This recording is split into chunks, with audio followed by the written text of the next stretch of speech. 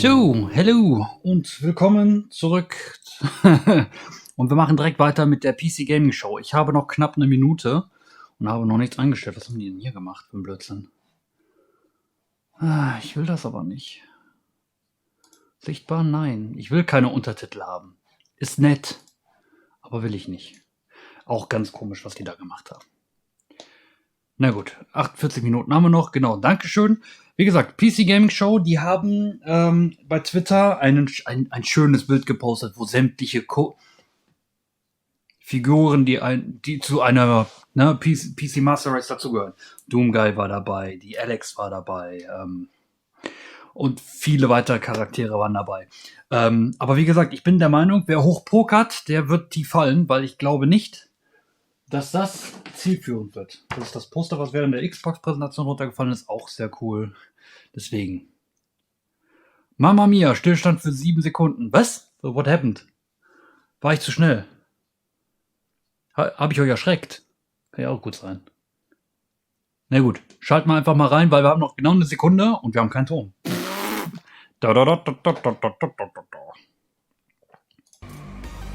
Jetzt haben wir Ton. Die PC Gaming Show. Das eine weg, das eine da. So. Timing ist alles, genau. Welcome to the PC Gaming Show 2022. I'm Day 9 still. One of your hosts, joined again by the amazing Mika Burden. Übrigens, ich mag den Host. Der hat ein bisschen Charme. We are here in the flesh, as is the hardware, bringing you the best and brightest in the world of PC gaming. Over the next 2 hours, we are going to showcase a metric ton of killer upcoming 2 Stunden. Premieres, exclusive interviews, and a few surprises along the way. And you, the folks at home, might even be able to win yourself a fancy computer if you play your So cards. viel Kaffee habe ich nicht hier. In dem Sinne. Nö, einfach nö. Aber 2 Stunden? Ach ja, stimmt, das war ja letztes Jahr. Just minus the overbearing anime dad and existential crises. Yeah, well, actually, what happened to DevBot anyway? Wasn't he supposed to come back for this show for like Revenge of the DevBot? Well, he's dead. Oh. We melted him down to try to make our own graphics cards since they're still hard to find, and I would say he's in a better place. Die bauen nicht darauf auf, was letztes Jahr passiert ist. He's not. Ooh, that's pretty dark to start the show. Or nostalgic. Aw. But none of that matters because the show actually took Werde auch place mittendrin abbrechen müssen, muss morgen wieder früh raus. Alright, so Yoga ist you're überhaupt kein telling me Thema. there's Aber actually 2 Stunden ist ein According bisschen. to the writers Is who a little told me bit too this much 5 minutes in meinen before we Augen. went live. I am saying there's a multiverse. Alright. We're now apparently on Earth 3. Aber bisher, also die letzten Jahre war PC Gaming Show eigentlich immer nettes. Wir nehmen es mal mit. Thrilled to be back as a part of this weekend full of celebrations of gaming by putting the spotlight on something near and dear to our hearts. PC gaming. And so, without any further ado, it's time for my favorite part. Rated M for mature. I won't leave you. You're not a monster. In the beginning, Also Trailers abmischen, daran müssen wir noch arbeiten, ne? chaos. Ist nämlich wieder viel zu leise. Those of horrors trespassed into the world. Und mir ist wieder viel zu heiß. Aber 26 Grad, wobei ich habe ja vorhin, glaube ich, im Chat gelesen, 35 Grad nächstes Wochenende. Yo. Aber das ist doch das Spiel, was auch, glaube ich, letztes Jahr schon gezeigt worden ist, wo, ich glaube, ein chinesisches Studio drin sitzt. Aber ich bin mir nicht mal ganz so sicher. Na, mit einem Hauptprotagonisten mit nur einem Auge und einer Seele. Sah schon letztes Jahr sehr interessant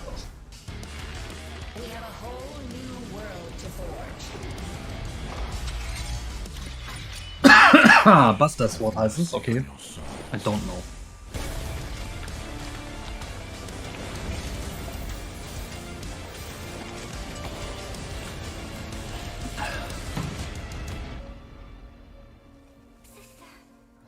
You're here with me, I always will be. as long as we are together. We're not going down.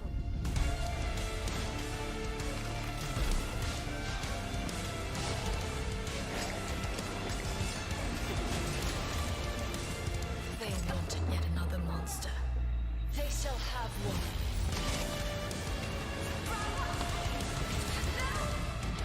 You must resist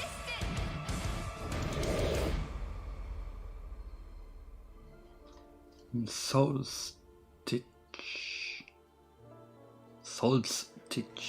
Ah, schwierig. Aber. Kommt jetzt im September. Okay, cool. KabelSalat, wie viel ist abgekühlt? Das glaube ich nicht. Guck mal, nur für Next Gen? Okay. Ich notiere mir ja Gott sei Dank die Highlights, wo ich mir weiß, die gucke ich mir genauer an über die nächsten Monate. Schreibe ich mir dann schon eine Liste, damit ich dann irgendwann ja bei der KabelSalat sofort das mal reflektieren kann, auch mal Spiele intensiver als sonst. Aber das behalte ich auch mal im Auge. Das fand ich jetzt richtig nett. Und das, warum kämpft man gegen Zwiebeln und Insekten? Das Rotwood. Mhm. Early Access 2002. Auch schön.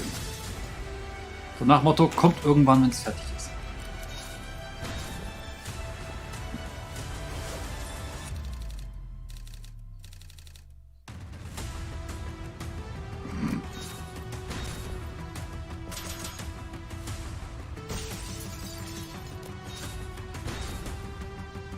Okay.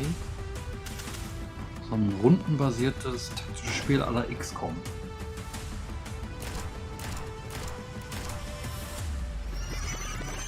Nur mit Hexen und Knarren und Zaubersprüchen. Wie war das nochmal mit einfachen Game-Titel? Ja, ohne Witz, würde das Spiel Dreck heißen, hätte ich es eher im Hinterkopf. Ich erinnere nochmal an den roten Kühlschrank. Das pixelige Horrorspiel. Der Titel ist mit mir oder I Am Future.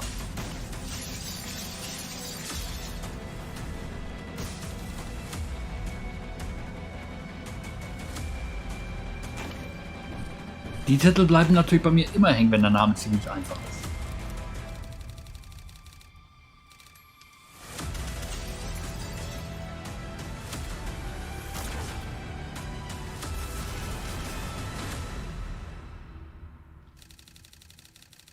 Tactical Breach Wizards, okay. ISO Payday mit Magie, ja. XCOM mit Zauberern. You just saw Tactical Breach Wizards, a turn-based game of sorcery and SWAT team strategy from the makers of Gunpoint and Heat Signature. My strategy personally is very simple. Breach, bang, clear, magic missile, dramatic flourish, abra, cadaver. Get it? Cadaver, dead body. Ja, haben verstanden, weiter. To the age-old problem of not having time to read and play video games. Just do both at the same time, obviously. Star Wars Industries has you covered with their sci-fi thriller inspired by Stanislaw Lem's novel, The Invincible. So here's your first look at the first ever gameplay footage.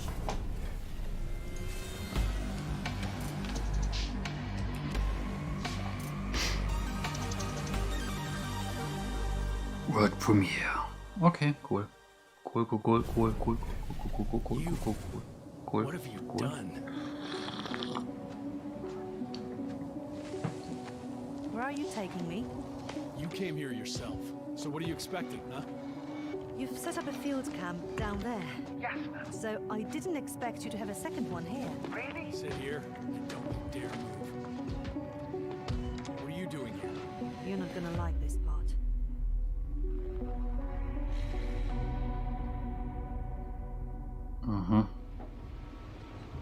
Be invisible.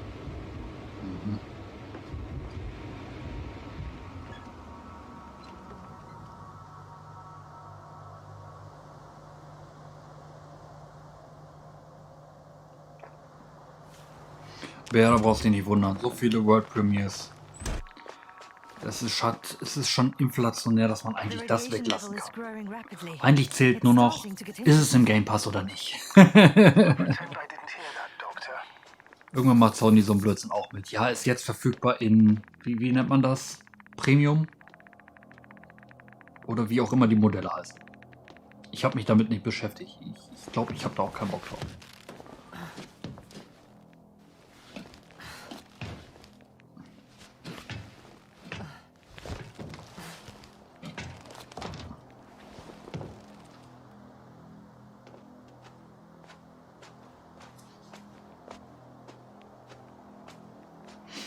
I located the mobile antimatter cannon. Another one? How many of those did they... Is it active? Dead. I admire your composure. Wait, someone's here.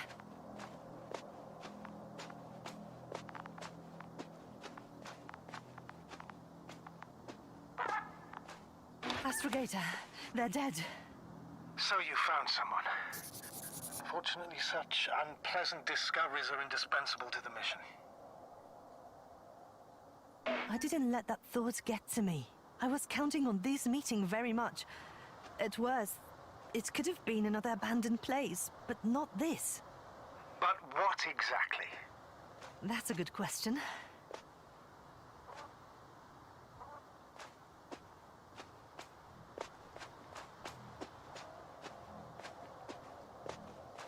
I'm getting into the recorder.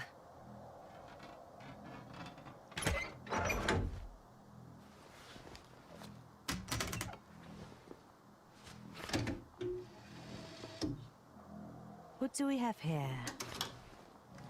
Uh-huh. They Das ist made cool. their way through with a beam of antimatter. How subtle. Did you locate this passage?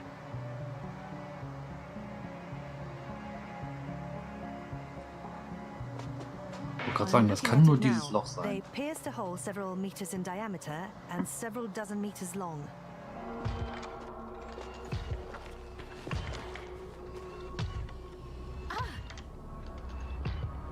Ah? Jasna, do you hear me? Yes. My head feels like it's bursting from pressure. Can you continue? Yes. I'm better now. Actually, there's nothing here that I haven't seen before. There are a lot of metal bushes that were near our camp. The lower parts of the bushes are, how to put it, fruitless. So they came to pick the fruits.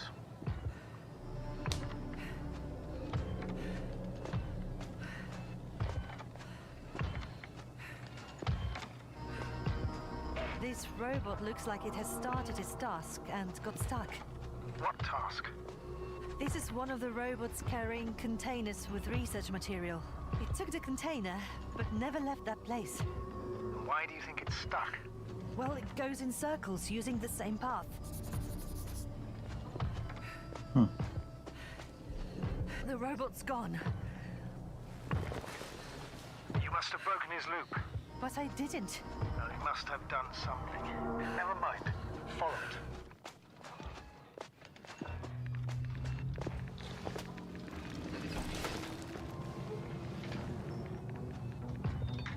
Fuck! It's getting up! What, a robot? No! Antimat! Come on, Jasna. Run. Hide.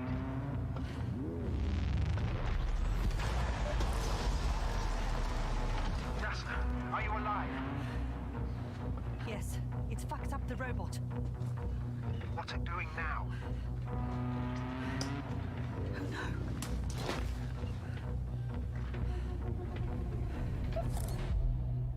Take care of our people, Novik. Okay.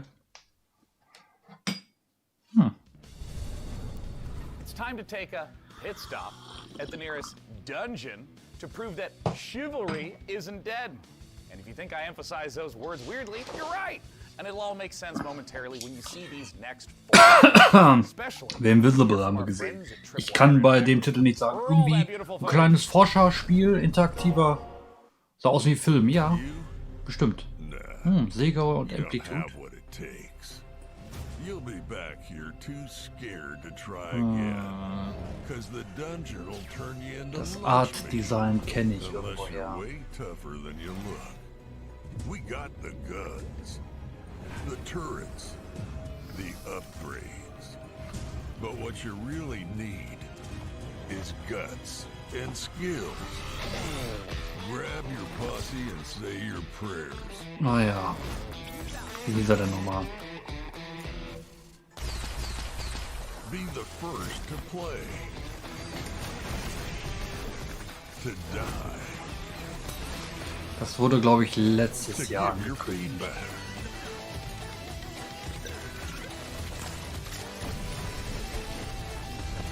Do you have what it takes?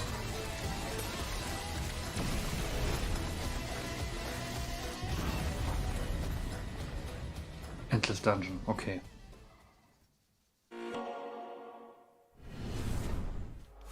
Nö, Sega war nie wirklich weg. Sega hat sich ein bisschen zurückgezogen. Ach, das ist hier Formel 1 Manager. Das haben wir ja schon gesehen in der Future Gaming Show. Wurde aber auch, glaube ich, geleakt. Oh ja. Aber jetzt kriegen wir ein bisschen mehr Infos. Putting you in the position of team principal at one of the 10 current F1 teams, battling it out for a chance to be the next world champion.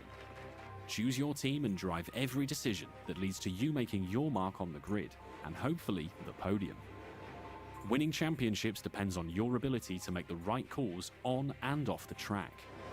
During races, you'll mastermind strategy, plan tyre stints for each driver, and make changes on the fly when necessary. Issue driver callouts, such as instructing them to attack or defend, manage their tyre wear and battery usage, or even to avoid battling a teammate. All while reacting to dynamic events like race incidents and fluctuating weather or track conditions. Between race weekends, you'll control every detail of your team from your state-of-the-art headquarters. Hire best-in-class staff to work across your aerodynamics and engineering teams. Ich glaube, Super Monkey Ball, das Banana Blitz und auch das Remake oder so, was da war, das war, glaube ich, gar nicht so improve and maintain your facilities and scout talent from F2 and F3 to try and ensure future success. They say knowledge is power, and keeping a close eye on a plethora of realistic data will help give you the edge. From the finer details of how car parts affect overall performance, to a track's expected grip level, to the condition of your wind tunnel. Ich meine ja, also ich habe zumindest in meiner Bubble nicht gehört, dass das irgendwie gefloppt ist oder so. Das Banana Blitz, da gab es so einige Meckereien, dass man da die das Motion Control ein bisschen verhauen hat. And race commentary from David Croft and Karoon Chandok, while broadcast-style presentation showcases 2022's striking new car design with real trackside and onboard camera angles. Ja, und das Mega Drive Mini haben sie auch nicht verkackt, fand ich. F1 Fantasy home as you plan and execute the perfect strategy in F1 Manager 2022. Pre-order the digital version now for early access from August 25th.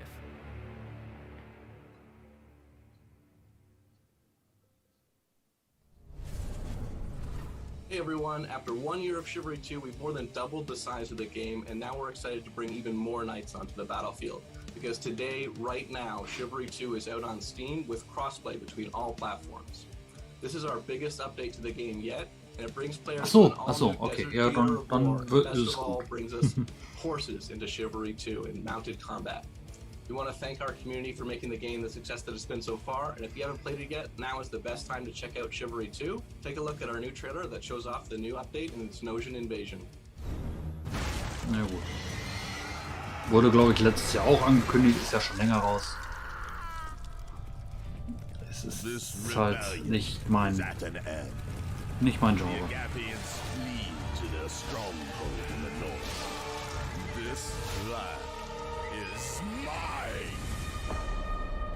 Now Denosia rises from the south. Kill them all! Throw the dogs back into the desert.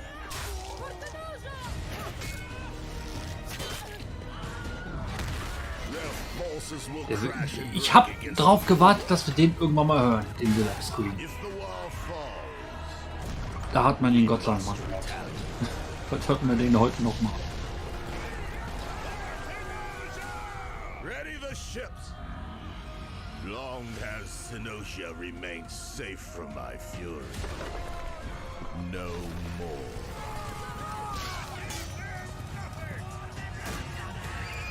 They dare to strike out at us. Their city will fall. Their people will bleed. Their knowledge will burn. My reign will never end.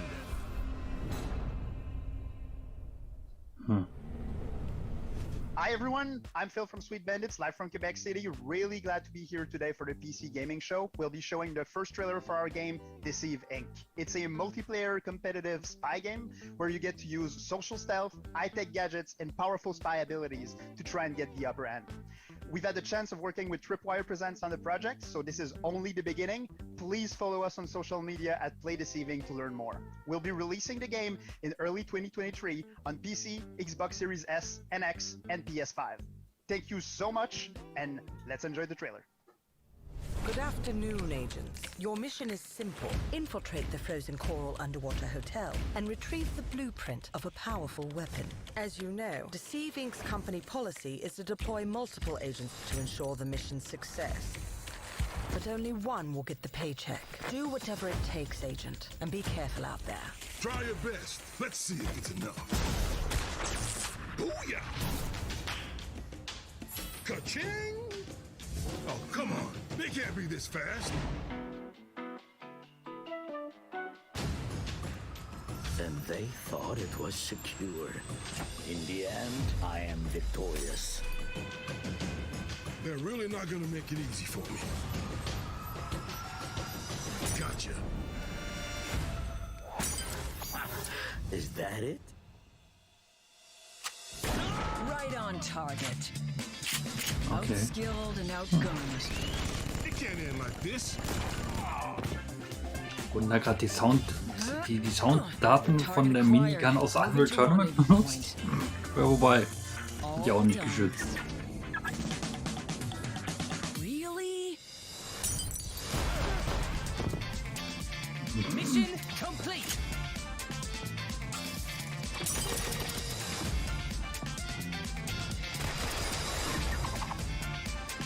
Das hat so ein bisschen was von, wie hieß das Spiel nochmal, von Bifi Tester, wo man sich in alles verwandeln konnte im Multiplayer.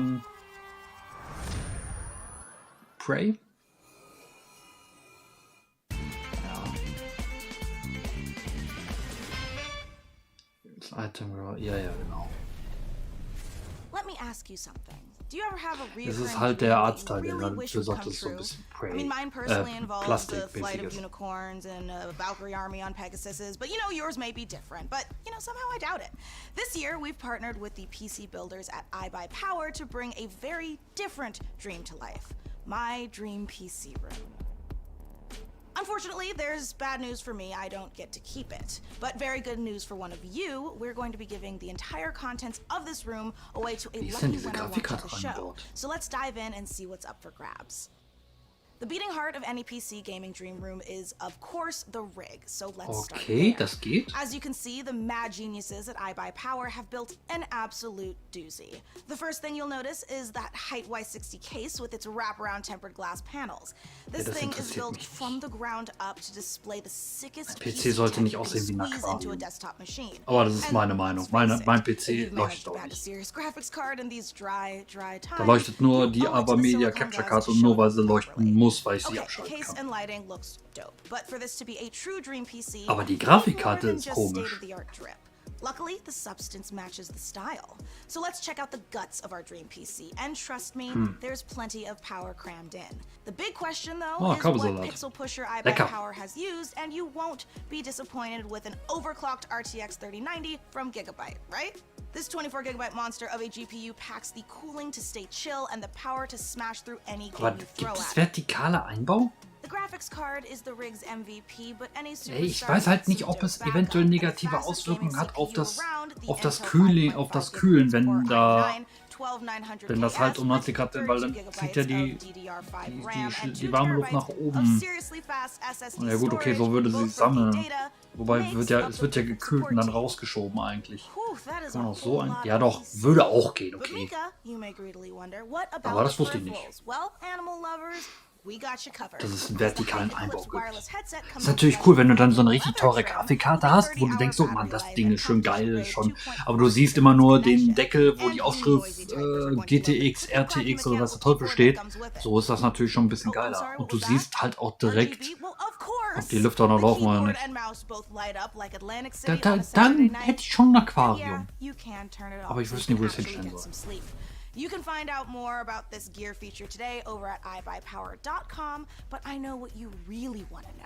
The info on how to win Du sollst this profitierst danach von Kamineffekten. Ja, das stimmt. Thanks, Mika. Yes, folks, it couldn't be easier to enter Aber our es ist Dream halt auch PC giveaway. Wasser For your chance, gekühlt, just ne? head over to pcgamer.com/dreampc Muss man and mögen. follow the simple instructions.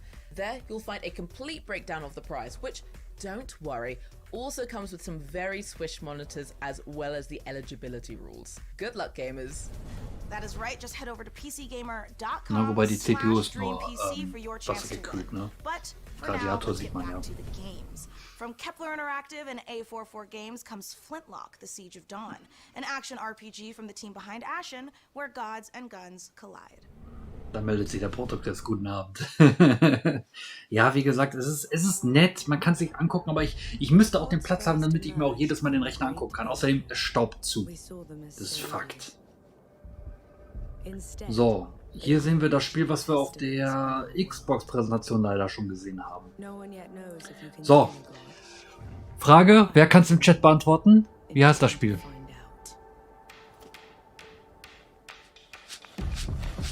Na? Also ich glaube, ich habe eine Vermutung, wie es heißen könnte.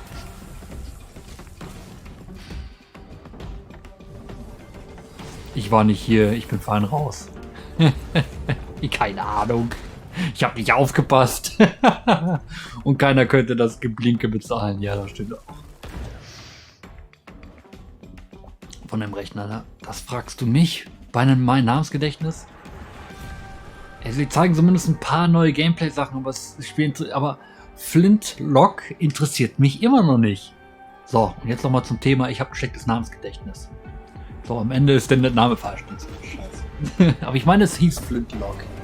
Und sieht halt aus wie ein Souls-like.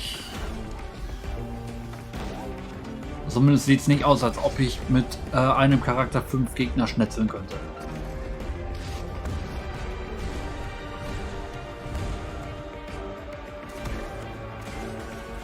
Aber alle Angaben ohne Gewehr.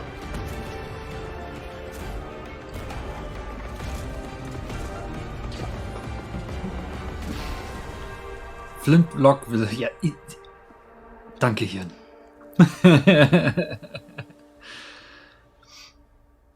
Frag mich nicht, warum ich es im Kopf hatte. Ich belasse es dabei.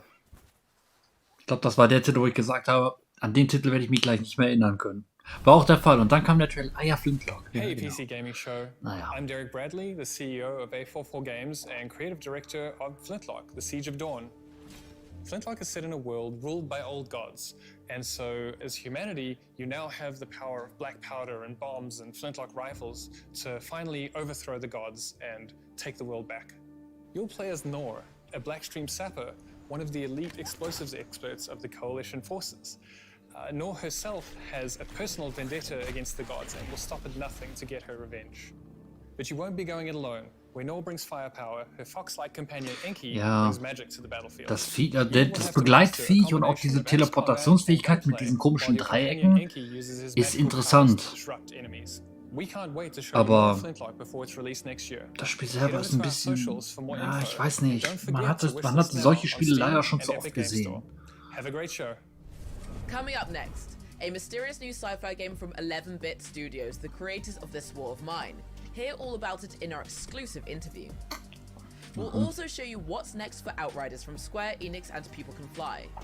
Plus, if you look back on high school and think, you know, those 4 years would have been better if I was fighting literal demons, you're definitely going to want to study up on our next world-exclusive independent game inspired by the Persona series. Chug your health potions now because there is so much more PC gaming show coming your way. Before we go, the folks at Compass Data Centers have a little quiz for you. How much higher is 5G's data capacity compared to current 4G networks? Scan this QR code and answer the question for a chance to win $500 worth of stuff. Natürlich finanziert sich sowas nicht von gaming.compassdatacentres.com. Okay, now back to the PC gaming show. Not Prince of Persia, aber irgendwie sieht das ähnlich aus. Verrat's keinen. You slay, you achieve, you win. So should your bank account. So, wieder Werbung für haben wir jetzt einen Werbeslot hier drin, ne? Ah, wäre auch so ein schönes Fenster für Bingo. Aber wir hatten bisher keinen Stream mit Ausfällen, bis auf, ja gut, okay. Devolver war ja kein Ausfall, das lag einfach nur daran, dass YouTube doof war. So I know what you're thinking, and the answer is yes. It's time to talk about The Alters, the brand new game from 11-bit studios. The Warsaw-based studio made us cry in this war of mine, make difficult choices in the face Genau, of das haben wir ja, glaube ich, bei der Future Game Show schon gestern. War es gestern? The Alters sends us to the deepest, darkest reaches of space in a survival story that is guaranteed to give you an existential crisis in a good way. This is a really big moment for this year's show. I can't wait. Let's take a look.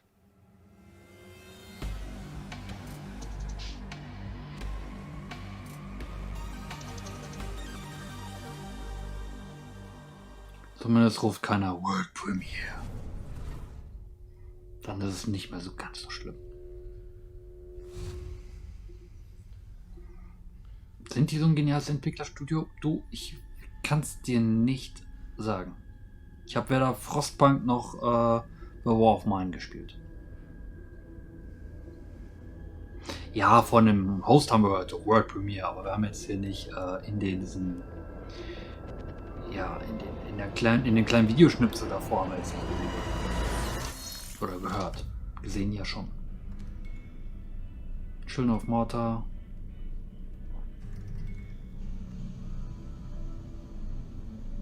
Hm. 45% Sponsoring werden wir bitte nicht.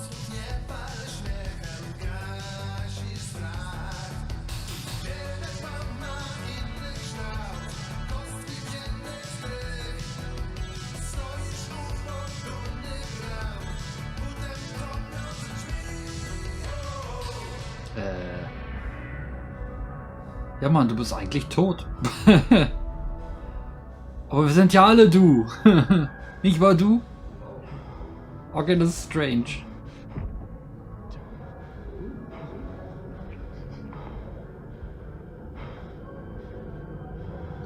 Okay. Interessant.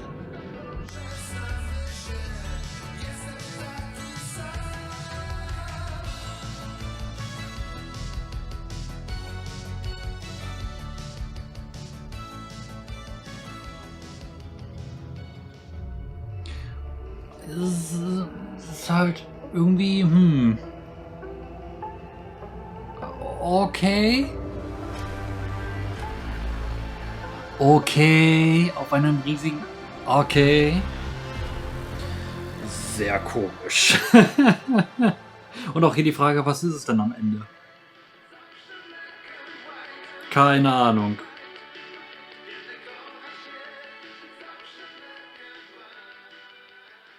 Das Schaf Dolly, ja. Horror Survival Game. Ach ja, stimmt, haben sie ja vorhin gesagt. Ja. Aber das hätten sie auch, ja.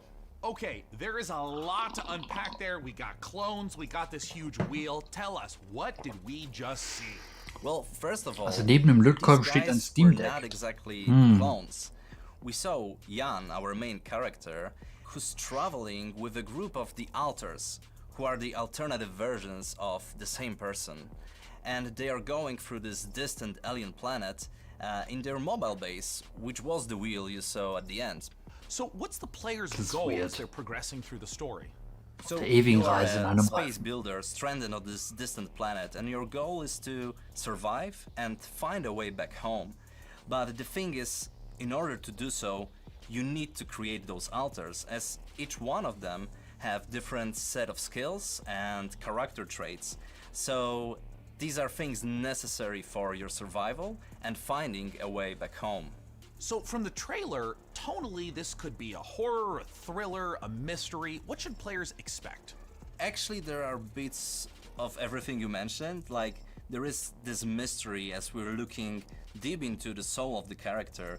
But what you find there can also be pretty scary, so there are those beats of psychological horror and drama.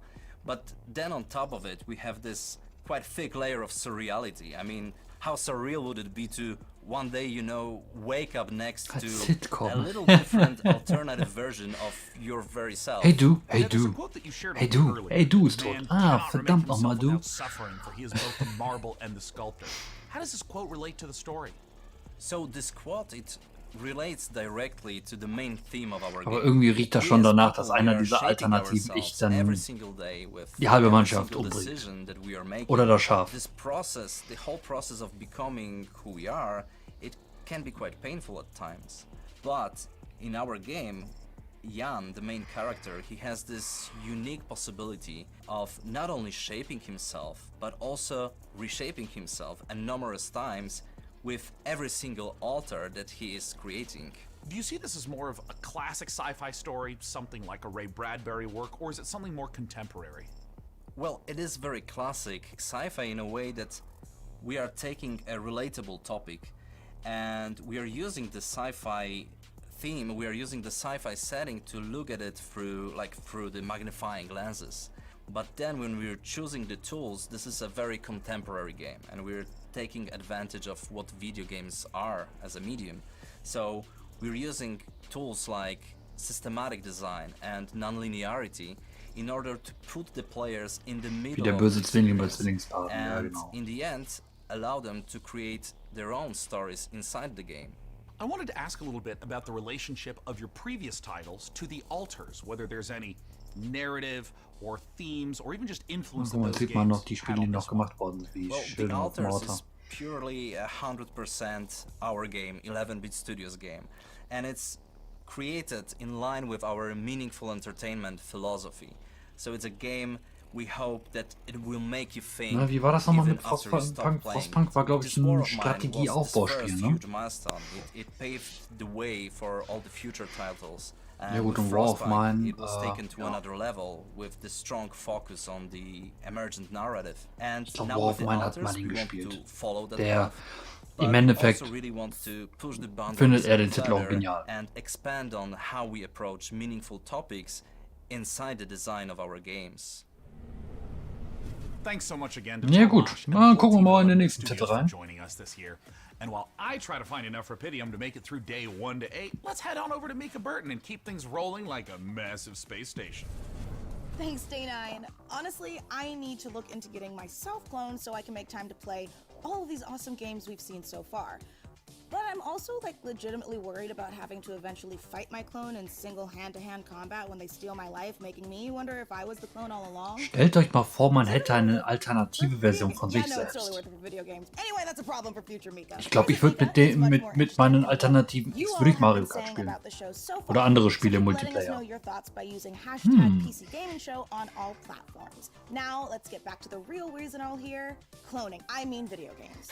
Alone with me in the outer space, staring me, as well as me, me, introducing me as me, and last but not least, me as me. Na gut. Outriders.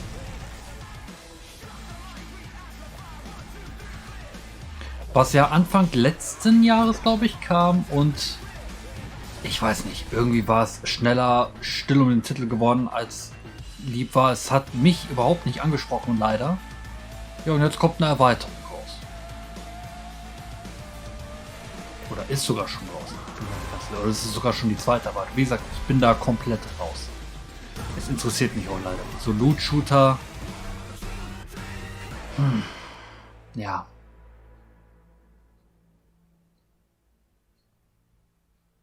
Okay, 30.06.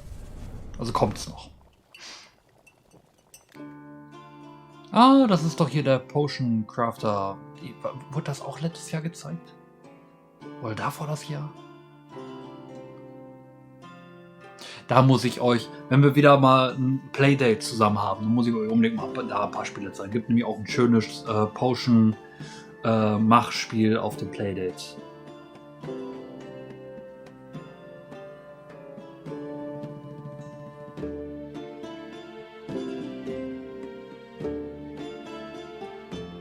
Genau, bei Outriders gibt es ein dickes Update.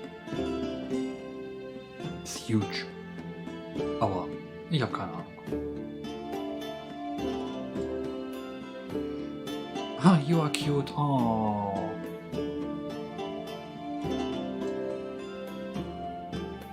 Potioncraft.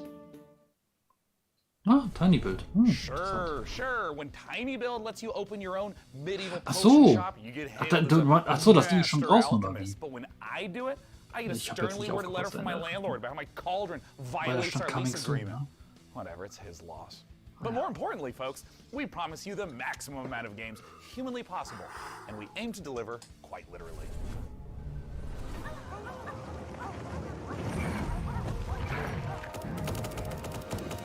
Hunde gegen Maulwürfe. Okay.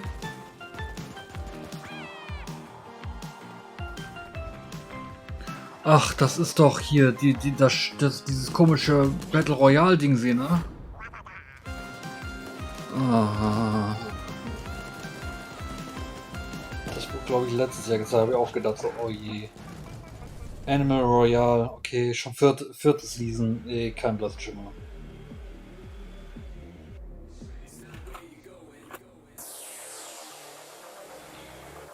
Und noch mehr Neo. Why not? Was ist das denn?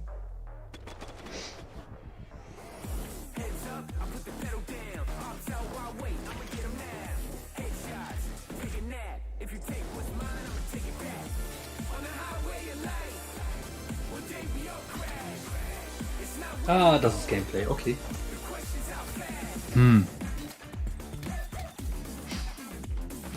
Mit Karten.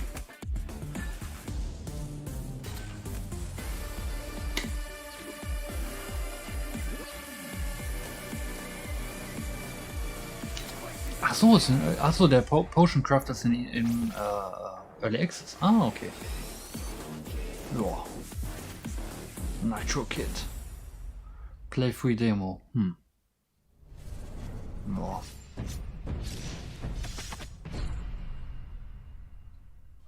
Before your eyes lies the Celestial Islands, a world of peace above the clouds, protected by 4 great houses.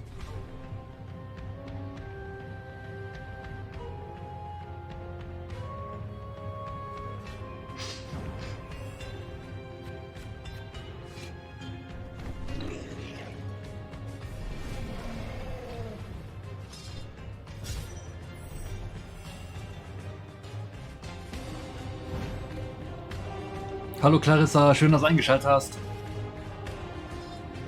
Und herzlich willkommen zur PC Gamer Show. Gaming Show. Präsentiert vom PC Gamer. Und ich habe gelernt, man kann Grafikkarten vertikal in seinen Rechner verbauen.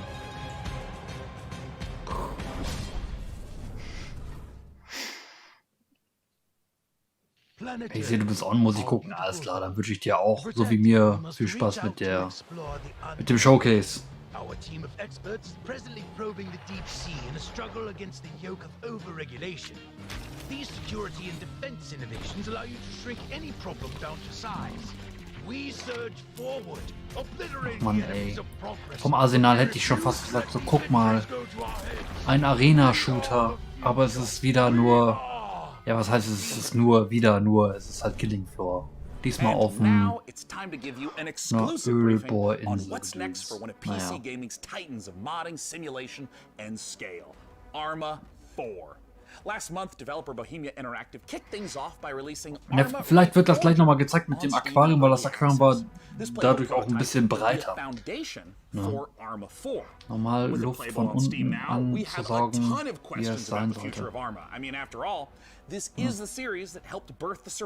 gesagt, keine Erfahrung mitgemacht. Mein Rechner ist auch nicht transparent, der leuchtet nicht.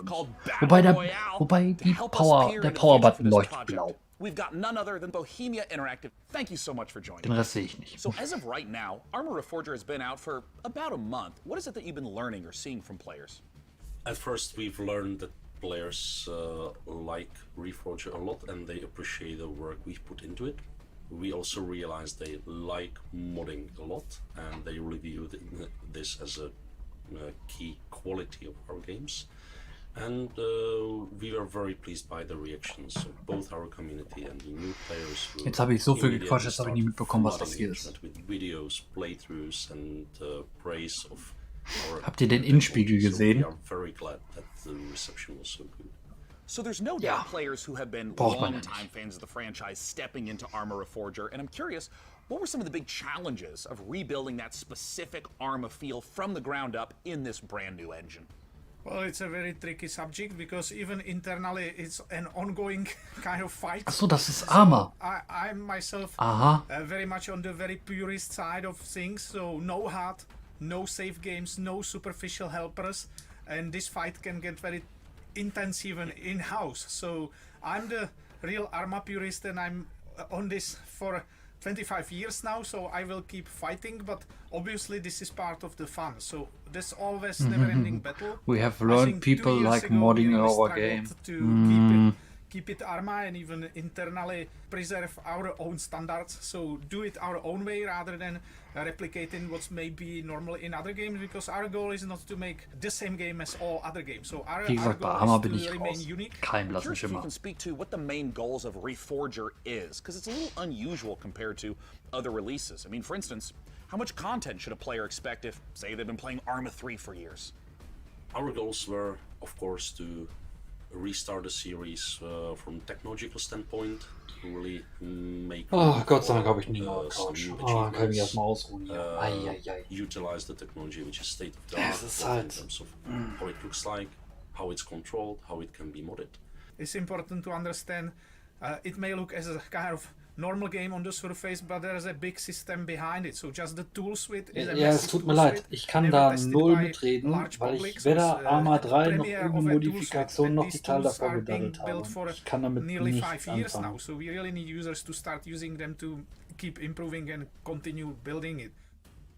Sorry to interrupt, but we have one quick question from the Arma fans. Has Russia's invasion of Ukraine impacted your approach to Arma 4 and Arma Reforger, a game that depicts the Cold War? Well, yes, wie gesagt, ich sag auch nicht, ob es schlecht ist oder gut ist, ich kann halt nur nicht mitreden. Ich kenne es halt auch nur von Hören sagen. On the other hand, we started work on this many years ago, so the direction was set before, but we always approach conflicts and armed conflicts with a great level of respect. We're still at the beginning, but we definitely ich bin gerade überlegen, wo wird denn Arma jetzt hier in dem Fall Arma Reforged denn entwickelt? Ich habe jetzt wobei das müsste ich auch nachlesen. It's an entertainment product. That's fair thing to admit. On the other hand, given the topic, given our, let's say, maturity and long time we've spent on it, and our ambition to portray it as a all very complex and gritty thing, I would like us to contribute by not just entertaining people, but also educating them on the subject. This was the whole point of starting the cooperation with the International Committee of the Red Cross, and I believe we have great potential, big responsibility in this era, and a very important chance to contribute at least a little bit to the good side of things. This would not be an interview about Arma unless we were asking about modding. I mean, so many amazing games and genres came from Arma mods, so I gotta know what's possible in Reforger that wasn't possible in the past. Now with this technology, it's possible to create entirely different things, like entirely different games. It has so many variables, but the beauty now is that much more of it is user accessible, unlike the previous games. So people can easily digest how this is constructed in our workbench tools. So unlike previously where it was more hard-coded in the C++ engine, so now they can check the data of every single element of the game and go much deeper than in previous games. So this will be super exciting. Now, I wanted to ask a little bit about performance, because anyone who's played Arma knows that it can get really challenging to get a good frame rate in those massive multiplayer matches. So I'm curious, what expectations should players have about performance leading into Arma 4? Arma 3 was built on foundations laid down in times of single core and no GPUs basically, so this time much more computations and intensive rendering things can be done directly on GPU, but it required completely a new approach. Again, we are in the beginning and we know that there are problems, there are difficulties, but we are solving them one by one. We are really gathering community feedback and even our own definitely feedback, so we are moving things forward. And yeah, it's about optimization, Gegen Hunger hilft auch Wasser trinken, ja. Vielleicht hast du ja genug gegessen, nur dein Körper fehlt vielleicht noch allgemein ein bisschen Flüssigkeit. Thank you so much again, Bohemia Interactive, for giving us the inside scoop on both Arma Reforger and Arma 4. Now, you don't go anywhere, because here is what's around the corner. Just around the corner in the PC Gaming Show, prepare Coming to up experience next. terror Aber ranging erst from nach surreal einem beasts Werbeblock to seht ihr wonders Folgendes. with the latest Shiro from Shiro Games. Hold on to your butts because fronted development Dann spared natürlich no Jurassic expense on the new World World 2 Evolution 2 DLC. expansion, and get your crowbars ready for Life Alyx Levitation, a special project from some very talented modders. Oh modders, what would PC gaming be without you? While we're Okay, werden jetzt Mods von aktuellen Spielen gezeigt? Ja, gut, okay. Wird vielleicht doch noch interessant für mich. Aber es ist spielerisch extrem realistisch, deswegen teils leider auch recht langweilig. Weil wie in echt halt lange nichts los ist. Aber dafür, wenn es dann losgeht, Adrenalin pur, weil Respawn ist nicht. Up next, we'll hear what's up with Shiro's slate of projects and stick around for the debut. Genau, Ogasi, ich wünsche dir auch eine gute Nacht. Hab einen, ich will gerade überlegen, weil Sonntag einen guten Start in die Woche. Hau rein, wir sehen uns spätestens dann. Ich bin noch am Überlegen, ob ich morgen Abend für Capcom dabei bin. Aber sonst sehen wir uns am Dienstag mit der Xbox Extended dann wahrscheinlich wieder. Und wir müssen noch abstimmen, was wir am Donnerstag spielen. Ja, das liegt noch dran. Vielleicht gibt es dann heute Abend einfach mal einen Shadow Drop von mir so. Ja, das habe ich als Idee, stimmt mal ab bis Mittwoch. Wäre ja eine Idee. Multiplayer will be available in Doom Spice Wars very soon. After 5 years and nearly 3 million units sold, Northgard's kommt dann auch Multiplayer, okay. In a new chapter set shortly after the events of the first campaign, Ragnarok has decimated the lands of Northgard. Long-standing alliances have been broken. Violence and betrayal now plague the continent. Forced to depart what they once called home, our heroes arrive on unknown shores and find themselves confronted by unfamiliar faces in a dangerous new realm. This Northgard expansion arrives this winter.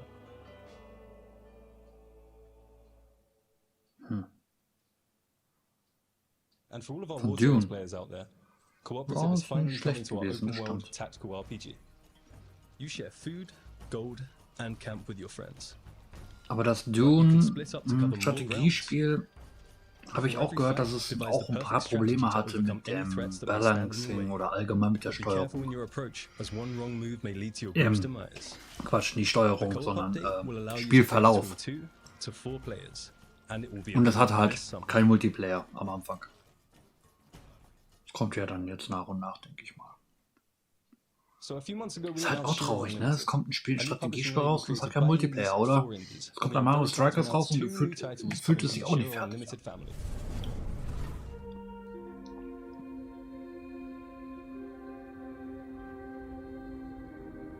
It seemed like our last chance to start again, to escape Earth's devastation. We used our limited resources to lay the foundations of a new life, deep below the waves of this strange new planet. But soon, we realized it was not the dream world we had hoped for. When faced against the darkness of the abyss, we found ourselves helpless. Lost. Isolated. Ups. Abyss. Okay.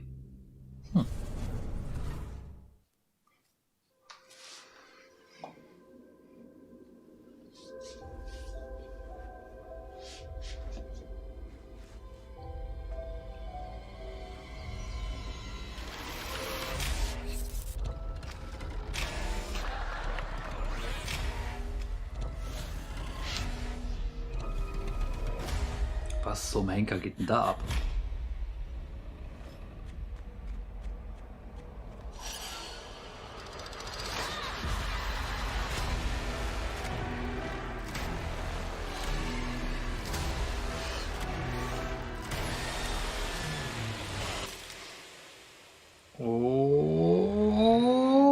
Okay.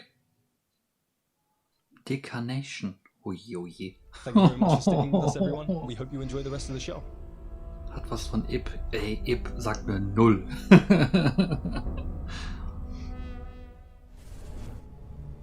You just saw why you were exactly right to be afraid of the ocean in Abyssals. And you confronted your inner demons in the retro dream horror of decarnation. Next up, how do you rebuild a city in a world set after the collapse of civilization? Let's find out how by taking a look at I Am Future from Tiny Build. Na gut.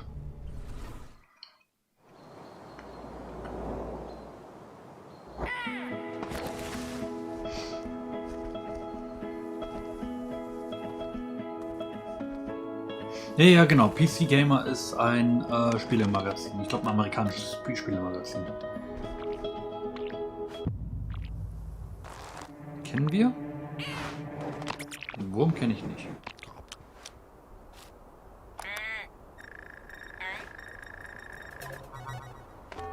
Warning.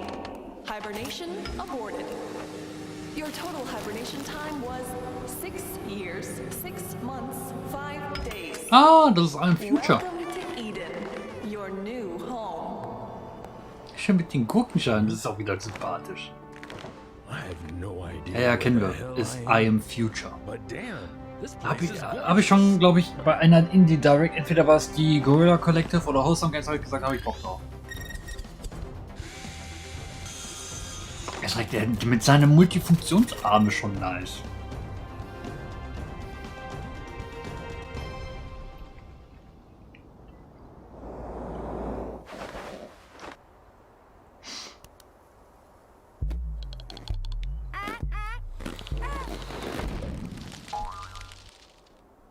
Hau! Ist egal. Esst keine Würmer.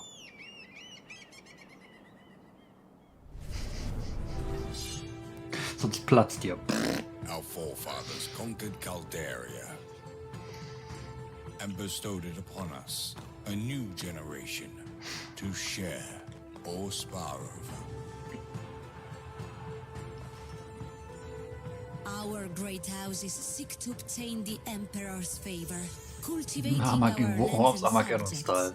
to improve and enrich the realm, beginning with ourselves, of course. Dominance can be secured through strength, as well as delicacy. Will you be able to build your legacy of power?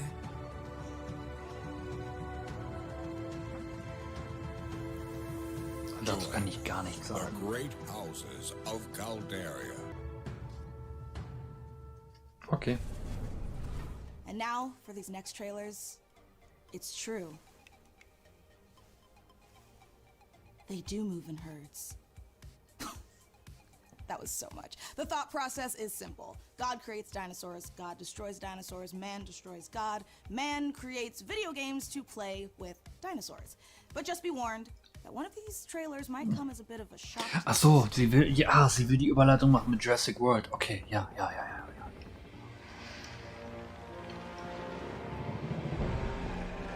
Ich muss zugeben, die einzigen Gameplay-Elemente oder Gameplay-Szenen, die ich gesehen habe, die waren, da habe ich live reingeschaltet bei der Penner.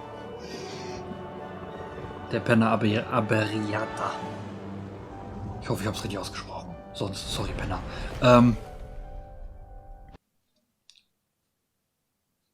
Nani?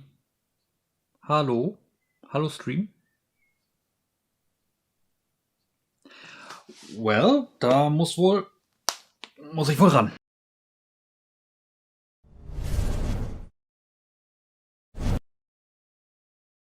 PC Gamer. Humans interfacing with computers for their own entertainment. The very notion disgusts me. Look upon my works, foul creatures, and weep at its magnificence. It is a beautiful day on Citadel Station.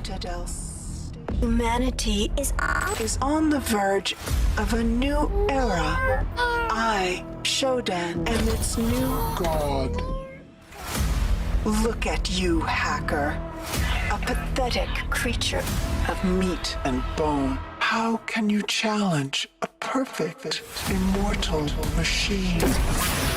You are an insect. You are nothing. I create. I iterate. I fuse flesh and steel into perfection.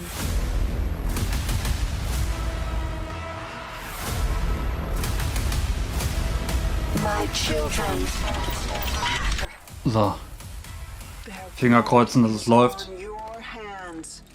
Aber das ist doch System Shock. Das sehe ich selbst, der es nicht gespielt hat.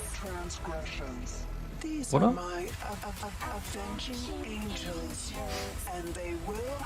Es müsste doch das Remake sein, was von Night Dive Studios gemacht ist. Wird. Da haben wir es doch. Ja, sag ich doch. Available now. Ja, ich weiß, da steht in der Ecke Prime Matter. Warum haben sie das denn damals nicht gezeigt letztes Jahr? Ist egal. Reden wir nicht drüber. Also ein Remake, ja. System Shock is the return of a beloved, acclaimed sci-fi saga.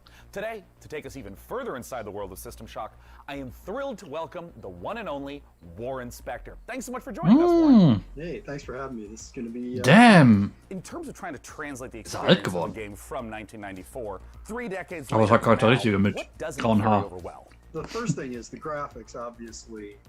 We did the best we Guck mal, sieht man das Original aus 1994. But it was pretty primitive back then. And the other one is the user interface. If you look at when the game opened, the original, a help screen that came up, and it filled the entire screen with text. It's just a thing. I don't know how the guys at Night Dive did it. It's amazing. But frankly, as I think back on it, the game actually holds up pretty well. I'm excited to see it come back. Just wondering if you think many modern gamers are aware of the impact that System Shock has had in terms of gameplay systems, in terms of narrative structure, on so many games that came after it. I'm not sure people see the influence, which is a little unfortunate. But I think the rest of the world is going to ja, wie gesagt, Night Dive Studios ist eigentlich dafür bekannt, dass sie alte Spiele entweder nochmal neu rausbringen, ne, wie zum Beispiel Metal Fatigue oder Shadowrun oder Turok. Relativ selten legen sie die Dinger komplett neu auf. Deswegen ist das schon interessant, aber auch schon seit ewig in Entwicklung gewesen. And let's just hope that she doesn't show up as nasty a form as she did back in 1994. Well, Warren, I wanted to thank you so much for joining us, and I want to let you know I cannot wait to return back to that world I played and enjoyed so much as a kid. Na gut, aber weiß ich jetzt schon, im Video on Demand darf ich wieder schnibbeln. Naja, nicht schlimm. Thank you so much again, Warren Spector, for joining us to talk all things System Shock. I personally can't wait for the game to come out, though. It might completely ruin my sleep schedule, but before I spiral further, here are some more games to cram into your eyeballs. Since the first pioneers changed the harshest aspects of our world, every generation has upheld the solemn promise of our forefathers, that the rise of Titan would forever be without misery or bloodshed. We seek nothing from the solar system but a lasting amity of reason and justice. To see a war under any pretext. Ja, Clarissa, macht ja nichts raus. Bei mir ist, ich habe ein ähnliches Problem. Na, wenn man sich zum Beispiel die Microsoft Game Showcase anguckt, da war jetzt nichts dabei, wo ich sage, geil. Da war höchstens alter Kram dabei, wo ich gesagt habe, ey Leute, unbedingt zocken. Persona 5, 240 Stunden und ich würde es nochmal spielen. Würde. Aber ich sollte nicht.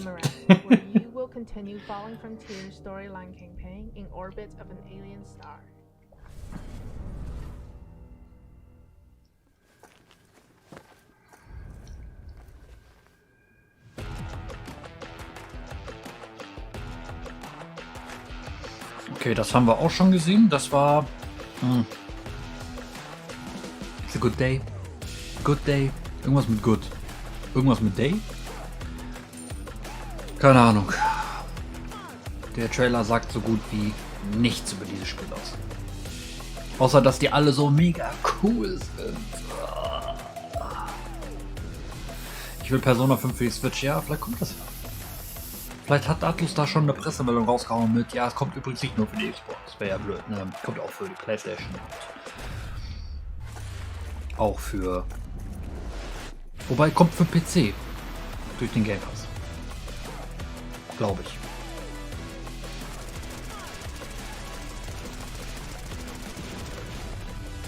Ja, aber schade. Die PC Gaming Show hatte bisher jetzt schon mehr Titel doppelt gezeigt als andere Showcases. Aber klar, nicht jeder guckt jedes Showcase, ne?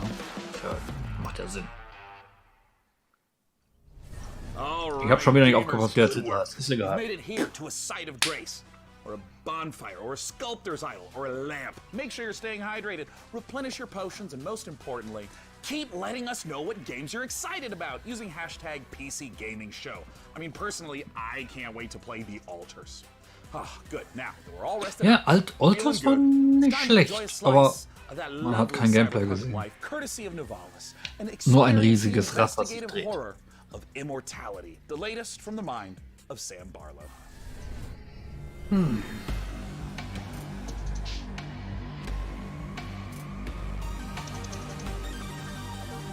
Ich mag ihren World Premiere Screen.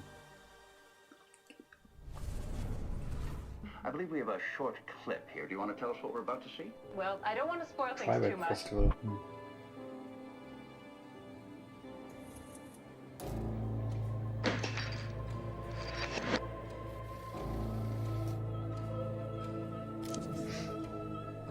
Aber Protocus Pentiment war eine Xbox-IP, ne? Oder habe ich das falsch gelesen? Also interessant sah es aus, weil der Hauptprotagonist sah aus wie Gabriel Knight.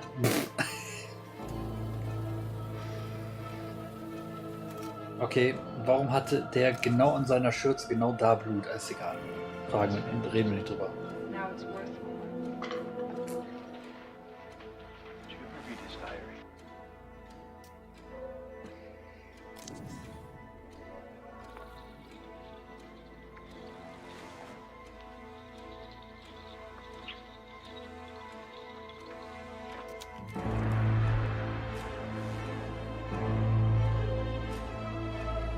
Ach, das ist doch auch angekündigt worden. Das ist doch die Suche nach der Schauspieler, wo die abgeblieben ist.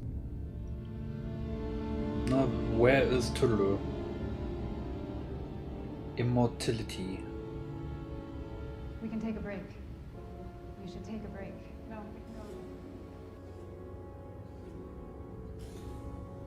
Ach, das ist ein Obsidian-Spiel. Das habe ich gar nicht mitbekommen. Das Pentiment.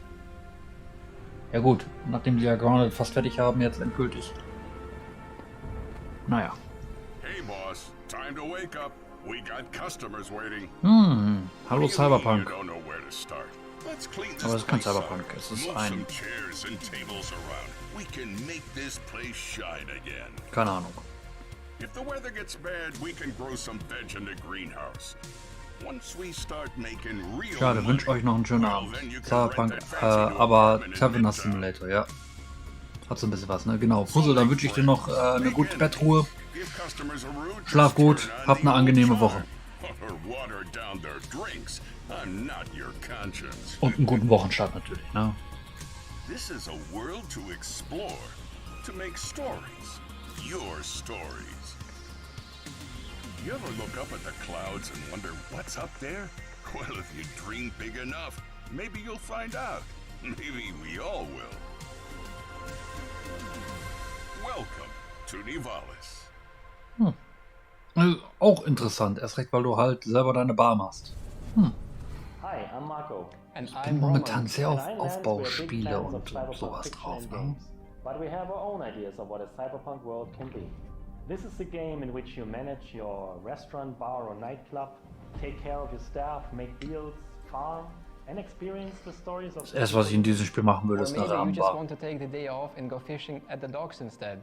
Nivalis primarily uses voxel art for the environments. We spend lots of time creating a unique atmosphere with high levels of detail and dynamic elements. We are excited about the cyberpunk world we're making, and we Also gefällt mir sehr see gut. the choices you'll make and how you'll choose to live your life. When you come Erst recht, die ganzen Objekte und Umgebung ist alles so verpixelt. Epic Game Store. Aber die Charaktere sind alle voll polygonal. Das ist eigentlich eine interessante Mischung. Dürfte eigentlich nicht passen, aber tut es.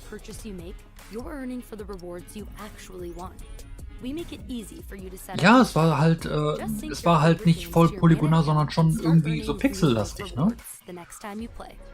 Außer ich habe jetzt langsam Pixel vor den Augen. Aber ich meine, die Umgebung war verpixelt und die Charaktere waren alle voll polygonal. Also verpixelt halt hier grob pixelig halt, ne? So stufig. Wie soll ich das beschreiben? Ist halt anders als die Charaktere, die man gesehen hat.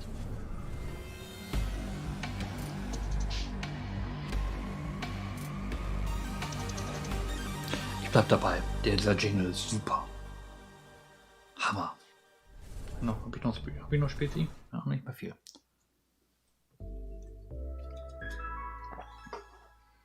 Oh, Microsoft. Mit dem Sensenmann. Achso, das gab's in der Vorschau.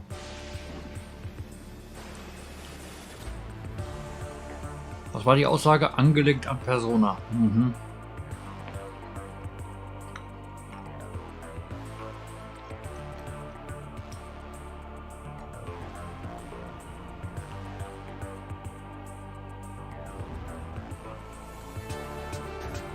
Naja. Vielleicht.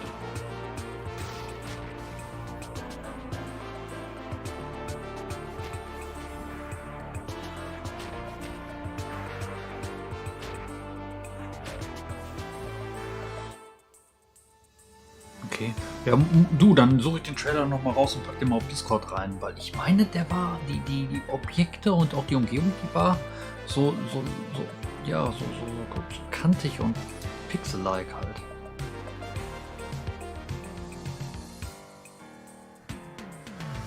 Okay.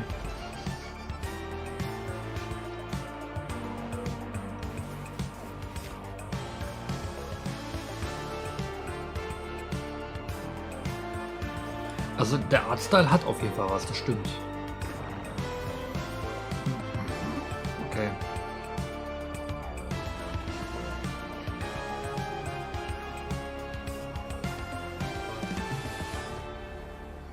Ich glaube, sie haben sich inspirieren lassen von Persona und Co. Demon School. Okay, cool. Auch für Switch und alle Plattformen eigentlich. Cool. Welsh developer Isbrid Games. And now it's time to take a bit of a spooky transition. If you're at home, turn on all the lights in the room. Make sure the salt circle is unbroken. And check to see that your door is properly painted with sacrificial lamb's blood. Because things are about to get certifiably terrifying. Let's look at the H.R. Giger-inspired biopunk horror, Scorn. Desolate and decayed. Das haben wir auch auf der Microsoft Pressekonferenz gesehen. Vielleicht sehen wir jetzt ein bisschen mehr Gameplay. Greetings. Zu diesem I'm your host, Doug Bradley. Ziemlich And ekligen I Shooter. invite you to join me as we explore Scorn's mesmerizing labyrinth of odd forms and somber tapestries. You awake. Also übrigens die Denkfalke habe ich nicht, weil ich drüber nachdenke, sondern weil ich einfach diesen Titel interessant eklig finde. Part flesh, part machine. An industrial civilization, now lying in decay and ruin. A hidden fauna sleeps within the underbelly of the world, wanting nothing more than to be left undisturbed. Scorn has been carefully crafted with great attention to detail. Everything is focused on building a specific atmosphere. From a unique organic ecosystem to an unsettling soundscape created by Ethek and Lustmord. Yeah. Scorn has no dialogue, so most of the storytelling comes from the environment. Discovering the ever-present symbiotic relationships and how things are connected equips you with the tools to progress. Achso, das Demon Sword. While there is shooting within the game, Scorn is not a shooter. Okay. Every encounter must be carefully considered. A wrong choice could be deadly. I hope you've enjoyed this glimpse into the twisted world of Scorn. The team at Ebb Software can't wait for you to uncover the secrets of this Voxel-Optik, genau. Genau das meinte ich mit verpixelt. Firsthand this October. Are you prepared to unravel your inner self within Scorn's world of horror? Also das ist ein Spiel, das gucke ich mir gerne bei einem anderen an. Selber spielen? No. Never. Mir viel zu eklig. Und das habe ich in das Spiel bisher bei Videospielen selten gehabt, dass ich von einem Spiel so angeekelt bin. Auch nicht an Halloween? Nee. Das spielen wir lieber Carrion oder noch ein Project Zero Teil. Finde ich einfach nur bleh. Könnt ihr den Bärsi vorschlagen? Ich bin da raus. All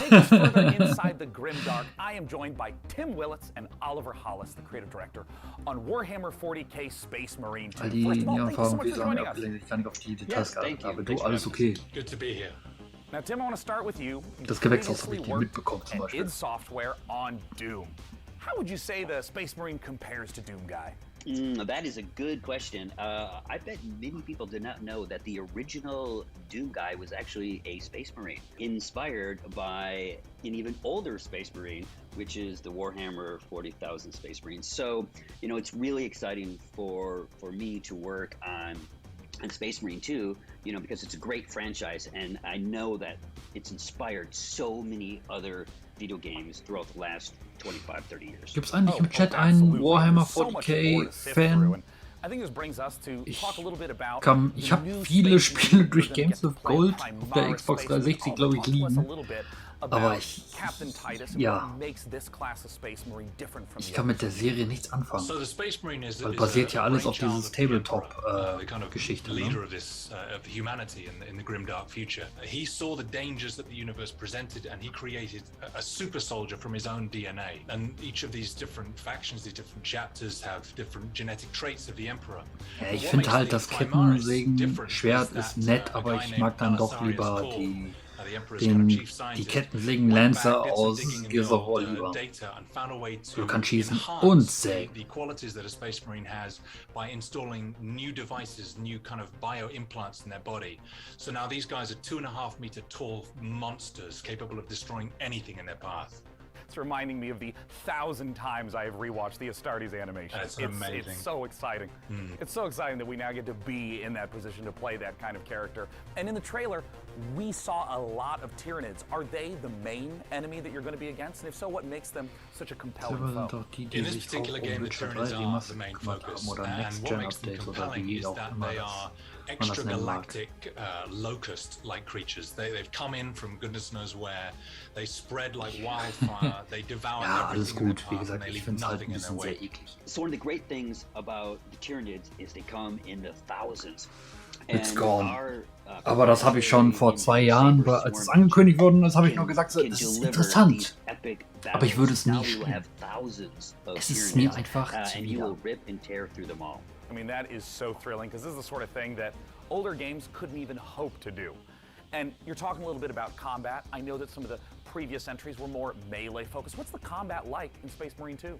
So the combat in Space Marine 2 is a mix of in-your-face melee combat along with some really cool over-the-top weapons. So you know, we looked at, you know, the original Space Marine game where it had a lot of this push-forward combat, which has inspired many other video games, but that never stop, never take cover combat is integral to Space Marine 2, along with, you know, these really cool, powerful weapons. So you're either tearing up the enemies in front of you, or you're blowing them away from the back of the battlefield. It's the best of both worlds. I mean, that sounds so terrific. And I mean, I know you guys are huge fans of the 40K lore, so I'm curious about, in working on this project, what's been the most fun seeing come together, and what's Saber Interactive focusing on right now? Right at the beginning of the project, Tim and I went to the Warhammer Museum, which was an incredible experience.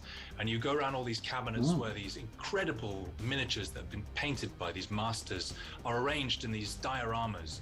you find yourself kind of crouching down Aber and looking Saber into the ranks Interactive, of ja, die Space haben, Marines glaube that are ich, auch ein facing the paar Tyranids or Orcs or Remakes whatever. und And Remasters something that gemacht Tim and für I die, said at that moment was, we need to make this come alive. Switch. I don't want to look at this, I want to be inside this. I want to be gunning down Tyranids by the thousands. And so seeing that actually happen Da die Figürchen, come ja, alive has mega, been ne? thrilling. Und alle Am I handbemalt, going to ne? feel like the characters in the Astartes animation? Because if so, then I'm buying the game immediately. Even more so, when you're wielding one of those massive weapons and you're faced with 1,000 Tyranids who all want to eat you alive, and you're just letting rip and you can see shell casings bursting out of these massive weapons one after another. The sound, the gameplay, the way it feels is all designed to make you feel like the most powerful warrior in the universe. Well, perfect. That answers everything. Thank you so much, Tim and Oliver from Saber Interactive, for joining us. I can't wait. Warhammer 40k Space Marine 2 comes to PC, PS5, Xbox Series X Ich glaube, and es ist S zwischendurch soon. platt. Now next, we have a few more Geformte surprises oder for you up the sleeves runden of our proverbial power armor. First, replicate Strategiespiele. D6's homage to the golden days, or should I say, golden eyes of 90s console Bestimmt. shooters, and an atmospheric sci-fi adventure on the Wie Red ist das Planet. nochmal, was bei Microsoft Frontier gezeigt worden ist? Developments Ara? and Kyoken Ara. Let's take a look.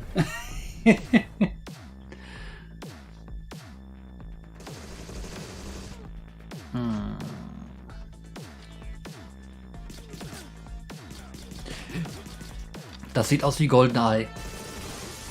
Oder Perfect Dark. Wäre vielleicht für den Psycholic interessant gewesen. Bifi kennt das Ara. Natürlich kenne ich Ara. Ich habe Monster Hunter gespielt. Seitdem kenne ich das Meme.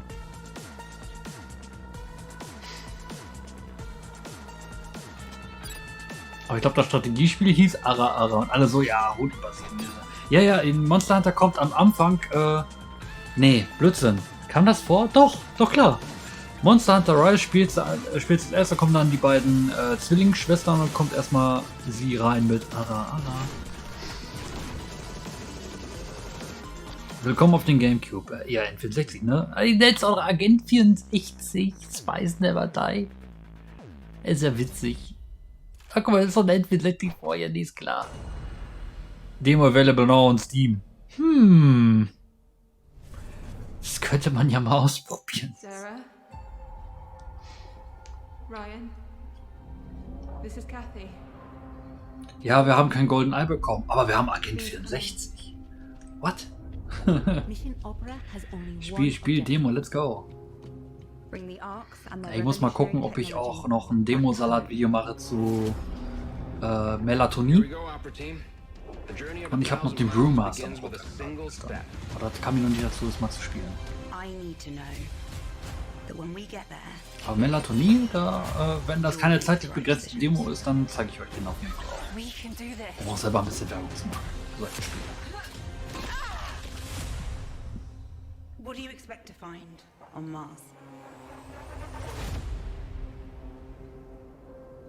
Delivers Mars, genau. Das habe ich auch jetzt öfters bei Twitter gesehen, dass das auch vorhanden war. Bifis nächstes Streamprojekt, Agent 64. Hi, my name's Elise Chappell, and I Gucken wir play mal, Kathy wenn's Johansson in the out-of-this-world sci-fi epic Deliver Us Mars. Join Kathy and the crew of the Zephyr on an unmissable adventure as they journey to the Red Planet to recover technology vital to the survival of Earth and humanity. Ich sag mal so, Perfect Deliver Us Dark Mars stand is auch set mal to auf land einer on September Streaming-Liste. 27th and is available to pre-order now on PlayStation, Xbox, Steam and the Epic Games Store. Stay a while and listen. So. To this list of games still to come, the team behind Life Alyx Levitation will put their mod where their mouth is, and then it's paradox time. Not as in us creating an actual time paradox, we're going to show you the latest from Victoria 3. Plus, you can literally scare your entire butt off with the creeping horror of Gloomwood. All this and more in just a moment, but first, a final pop quiz for all you Valorant, CSGO. Can I copy your homework, Rare? Yeah, but change up a bit. 2016. Compass Data Centers wants to hear your guess, and you can scan this QR code on the screen for a chance to win a $500. Ja, so, Mensch, wir haben damals viel Goldeneye und Perfect Dark gespielt, ne? Wir sollten so ein Spiel nochmal machen, weil die großen Händler kommen ja nicht mehr dazu. Ja, geile Idee. Und dann nennt es einfach Up next, we're going Agent to take a look at 64. Stormgate, the highly anticipated real-time strategy game from Frost Giant. Then our resident RTS addict is going to sit down with some of the game developers to ask the hard-hitting questions like, when can we play this already?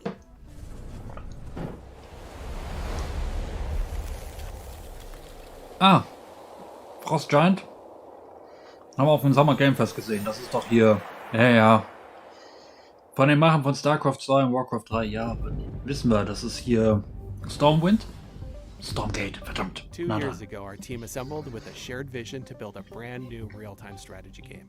Together, we've been fortunate to work on some of the greatest RTS games of all time, and now we have a chance to do it again by creating the next evolution of that legacy.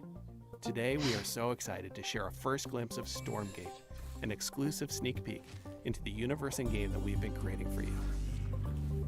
Stormgate takes place in an all-new post-apocalyptic setting where science fiction and fantasy collide. Our story begins hundreds of years in Earth's future, following the near extinction of humanity. This great calamity was caused by the Infernal Host, a playable alien race of demonic invaders that are hell-bent on claiming this planet as their own. With our story, we are creating an ever-expanding game universe, told through an ongoing series of campaign missions that you can play solo or cooperatively. New chapters will come out regularly, along with new units, maps, modes, and plenty of other surprises. In addition to campaign missions, we're building a world-class competitive experience with grassroots and professional tournaments accessible from directly within the game. There will be different leagues suitable for all levels of experience. In our new 3-player co-op versus AI mode, you'll level up your heroes, collect rewards, and customize your forces to open up new styles of gameplay and long-term variety. Stormgate will be free to play, but not pay to win, and there will be no NFTs. Beta testing starts next year, and you can sign up now to reserve your place in line at playstormgate.com.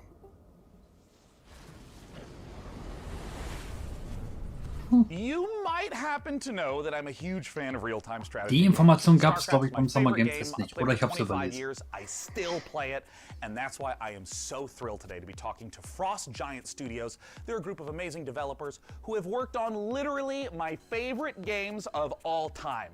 And we're here to talk about their brand new, free-to-play, real-time strategy game set in a post-apocalyptic Earth. It's Stormgate. And here to talk about it is the CEO and production director at Frost Giant, Tim Morton. Thanks for joining us, Tim. Thank you so much for having me here. I want to know about the world. I want to know about the game. Tell us, what is Stormgate? All right, this is our first game as a new studio. And it is classic real-time strategy, but designed to be more social. We build the game in a universe that ties everything together, but provide different kinds of experiences for players who like different kinds of gameplay. So we've got cooperative campaign mode, also play open-ended co-op, but if you're somebody who really enjoys competition, we've got 1 versus 1, high skill, competitive. And those are very different ways to play in some ways, but they're also all unified by the universe, by the races, by the units. So you really get a sense for how to enjoy the game. And I'm curious a little bit about that core gameplay, because obviously in all these modes you're going to be collecting money, building bases, building units, and so on. And I know that for you, the game feeling really good and really smooth to play is super important. Now, obviously, I come from a time where if the pathfinding is bad, we call that high skill opportunity. But I mean, how do you think about getting the controls, the motions, just the feel of the game to feel good in 2022? Yeah, it's interesting that RTS is one of the only genres I can think of where you have to have hundreds, even thousands of units synchronized over the network and responsive in a way that high skill, like pro esports players feel good about playing the game. That's not easy. It does require custom technology. There's no engine that you buy off the shelf that does that for you. So we definitely started knowing that and having the benefit of our chief architect, James Anhalt, who did that work previously on StarCraft 2. So we've put a lot of effort into that, for sure. And this is going to be one of the first major RTSs people are aware of that is on Unreal Engine 5. What is it like working in this next generation engine? It's pretty incredible how far things have come from a graphics perspective, and I think the art team is unlocked in so many ways by what Unreal provides. So we're very excited. We're still learning everything that Unreal can do for us, but even that first cinematic that we debuted, like that's done in Unreal. So the high quality graphics that you're seeing are actually... Aber wie gesagt, wenn man den Trailer sieht, dann weiß man sich immer noch in der Foto, dass Blizzard damals bei StarCraft Ghost den Trailer gegeben hat. Obviously, StarCraft real-time strategy has this astonishingly long history as a competitive game, as an esport. And I'm curious, how is your team going to approach that? So a lot of the emphasis around our thinking has been focused on what are things that we can add, especially around the gameplay experience. And one of those things is more seamless integration with esports. I mean, being able to sign up, participate in tournaments directly from the client in a way that gives players, even if you're not like top grandmaster, ready to take on Cyril, there's still an opportunity to be the best on your block or the best at your company or the best at your school. So we want to facilitate esports all the way from grassroots level up to the pro level directly in the client. So, of course, in the history of RTS games, a really important component of them have always been mods. I mean, Warcraft 3, there's players that didn't even play the original game. They just did custom mode after custom mode. Does Stormgate have modding? How are you thinking about the modding community? A number of members of the Frost Giant team actually came out of the modding community. The team as a whole is very passionate about it. From the outset, we started out applying resources to build a custom editor. I think there's a lot of opportunity to make improvements to the editing experience for RTS. We are also working on the infrastructure for people to be able to share their mods with each other. So it's really core to us as a team to enable modding, and we're absolutely working on it. And of course, we have to end with my favorite question of all. When can we play the game and how do we play it, Tim? So we are going to start our beta in 2023. We already have a site stood up at playstormgate.com to be able to register for the beta. We have a lot of active discussion topics on our subreddit as well, so there's an opportunity to participate in the dialogue around what we're building. Tim, thank you so much for joining us again today. We just got a chance to talk about Stormgate, the upcoming free-to-play RTS from Frost Giant Studios. I'm personally super pumped to play it, and be sure to check it out at playstormgate.com. Now, Tim, I'm going to do a transition to the next game. Are you ready? This is going to be good. Watch this. It's going to be so sick. Next, we're going to show you Lesara, Summit Kingdom from Quite OK Games. Now, as someone who has spent a medically inadvisable amount of time playing strategy games of all sorts, this looks incredibly up my alley. And it looks a lot safer than my last attempt to create society in the mountains. 2 words to yodeling accident. Let's check it out.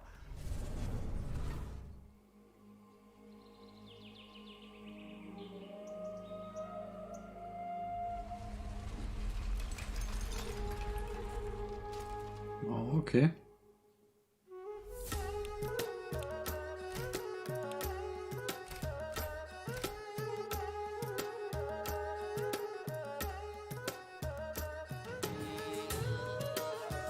Aha, interessant.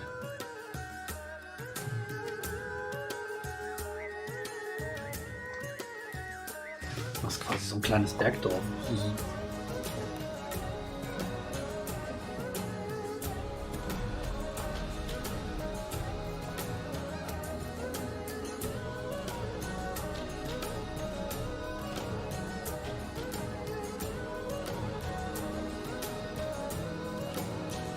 Hat so ein bisschen was von Tibet, ne?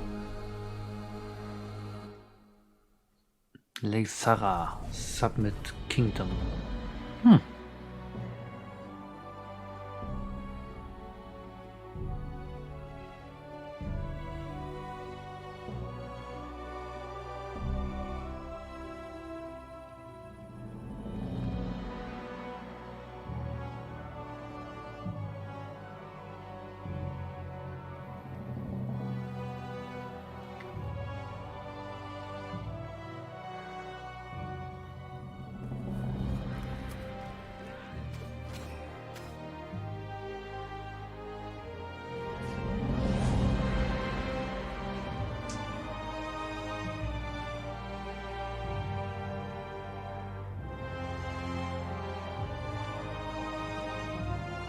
Also das spricht mich jetzt schon zum Beispiel wieder leider nicht dran. Hat so ein MMO-Flavor irgendwie. That was was Frozen Flame, an open-world survival RPG from Dreamside Interactive, where you'll embark on a fantasy adventure in a world reshaped by a magical calamity. A cursed land full of environmental hazards and massive monsters doesn't sound like the kind of place you'd want to build a cozy home with your friends, but instead you'll be raising fortresses and trying to tame the world, eventually growing tough enough to tackle the citadel that looms over everything and break the curse. Or you'll end up in the belly of a monster. Still kind of cozy. The demo for Frozen Flame was released just before the show, so you can jump in or grab some co-op buddies and see how long you can survive for right now. And keep an eye out for the early access launch later this year.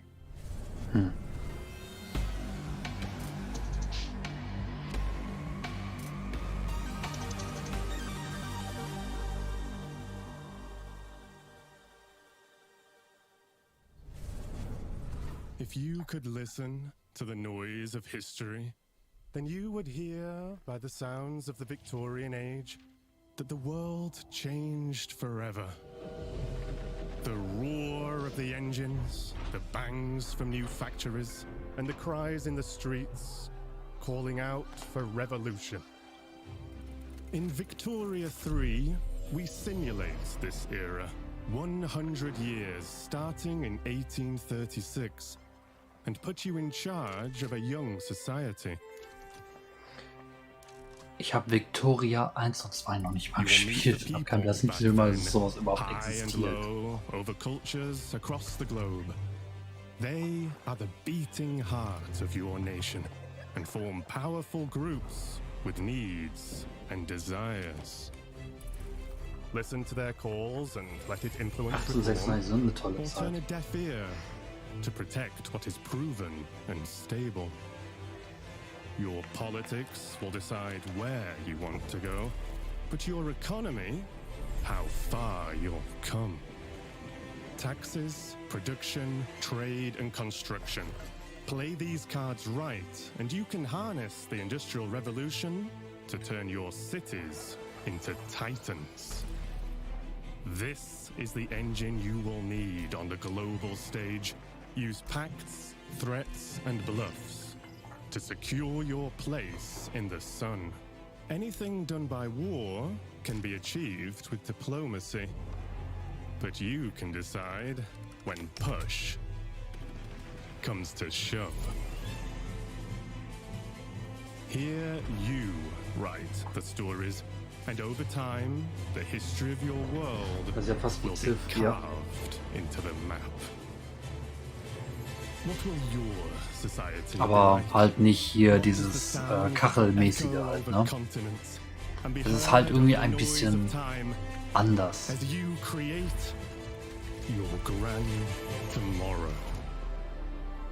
Aber wie gesagt, Victoria sagt mir jetzt auch wirklich nichts.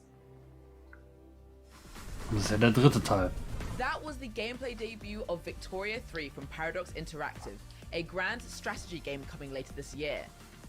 And let us take this moment to let you know you can wish us Victoria 3 by visiting the PC Gaming Show event page on Steam, where you'll be able to find every game featured in today's show. Type pcgamer.com/wishlist into your browser to be taken straight there. And now on with the show. Anno. Anno ist auch ein gutes Beispiel dafür, stimmt. Ach, New Blood. War das auch letztes Jahr? Ne, das war der Publisher, ne? Oder der Entwickler. Ne, Publisher, glaube ich, der dann viele Ego-Shooter, glaube ich, gemacht hat, ne?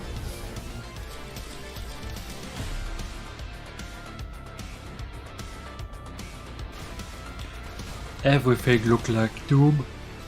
Oh, Entschuldige.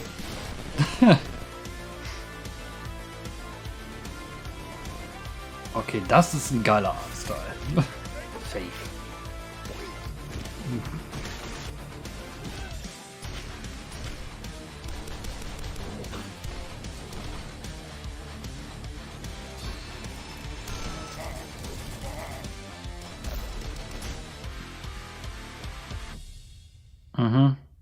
Okay. What's up, PC gamers? We're back again. Now, what you just saw was everything New Blood's got going on for 2022. A Medieval the Black Labyrinth, Ultra Kill Act 2, Faith, Fallen Aces, and a brand new update for Dusk that's bringing all new HD models and weapons that nobody asked for. So we're doing it anyway. Now, last year you might have noticed we teased a bunch of games here that we weren't ready to talk about just yet. And we're still not ready to talk about those games. But I want to let you know that yes, we're still working on a top-down shooter. Yes, we're still working on a Fallout-style RPG, my dream game. And yes, we're still working on a car combat game. But we're not ready to talk about those games just yet. What I want to talk about is Gloomwood. Now, 2 years ago, y'all straight up forgot to show the Gloomwood trailer. Last year, you bumped me so Gabe Newell could talk about a bunch of demos or some shit. This year, PC Gamer, you promised we would get to show Gloomwood, so I don't want to hear any bullshit. If you're on a Steam Deck ad right now or some shit, I'm gonna... Steam Deck. Powerful, portable, PC gaming. PC Gamer, you see this puppy? I will drown this puppy. I will, if you don't let us show Gloomwood, I am going to drown this adorable... I would never do that. Hi, I love you. So yeah, we good? No. Can we show Gloomwood? Are you sure? Well, all right. It's about time.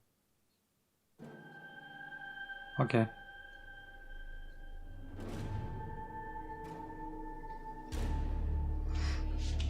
Ich habe nicht danach gefragt.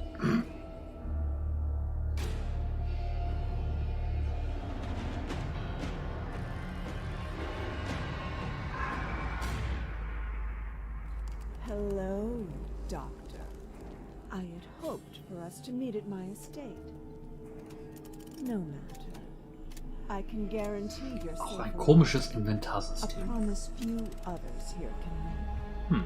The townsfolk are not fond of outsiders. Don't delay.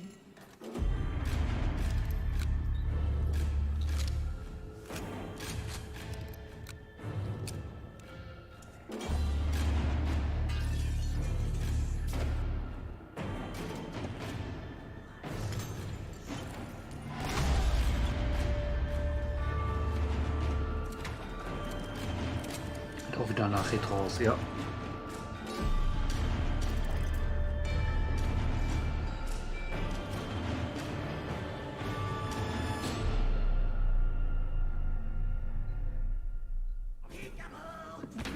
I'll be waiting.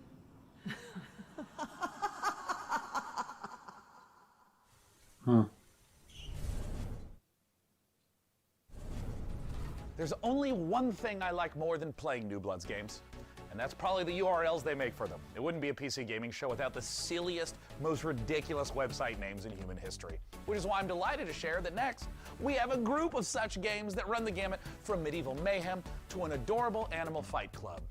And our first rule, we absolutely plan to talk about it.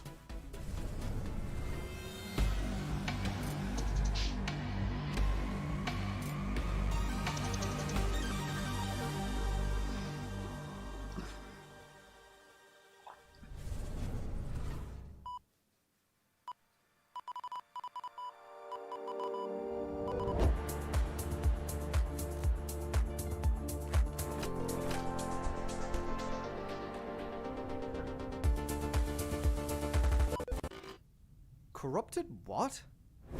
Why is it always doing this just when I need to showcase the game? Okay, I'm gonna take that. So ein bisschen was von Terrorband, ne? Der Trailer. The update to System 10.1.1 will provide a clean sorting of all your files and ensure that situations like this won't ever happen. Oh, no, nobody's updating me. That's the thing. Nope, haha, thank you, but we'll pass. Okay, so I do have a backup of the trailer. While I go rummage into the bin for it, please welcome my personal assistant. That will do a great job at pitching the game for you.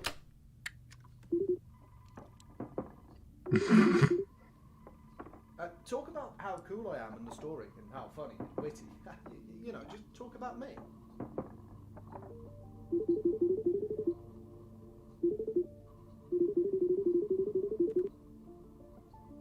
Ah, das ist ja cool, okay. Ladies and gentlemen, the trailer. Alles klar, Eier. Ich wünsche dir eine gute Nacht, komm gut zu Bett und hab einen guten Start in die Woche. Okay, who had the amazing idea to save the trailer back up in 14.4 pixels? Do we have any ants working for us? Backfirewall. Das ist auch interessant, wenn es dann wirklich darum geht, dass es um ein Handy geht, was nicht geupdatet werden möchte. Das ist schon nice.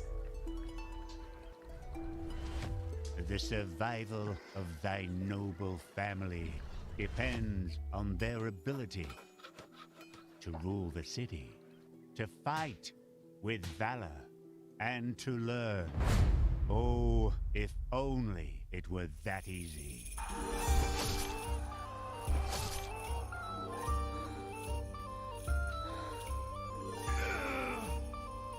Okay.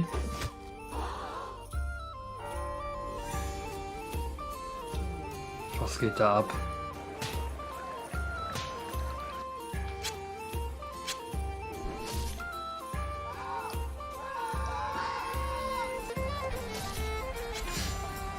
Mhm. Was zum Henker ist das denn? Norland. Okay. I don't know what you're up to, fuzzball, but back off!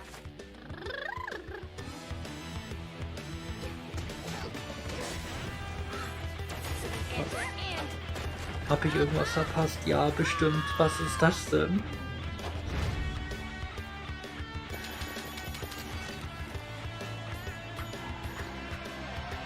Ein Beat'em-up mit vierbeinigen Tierchen wie Schaf und Lamas. Wir wollen gerne ein Beat'em-up machen. Mit was denn? Drachen? Ja.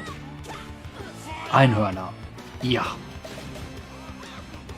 Alpakas? Ja. Esel? Also, Esel wollen wir nicht. Esel sind doof.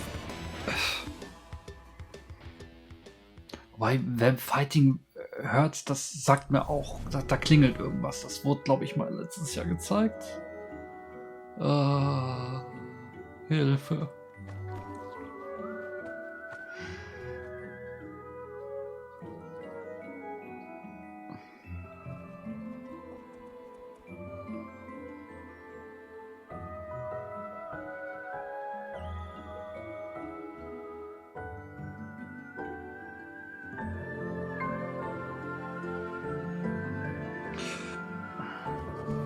Meistens abends um 2 Uhr wird man in der Nacht wach und denkt sich, oh, ein Beat'em-up mit Herdentieren.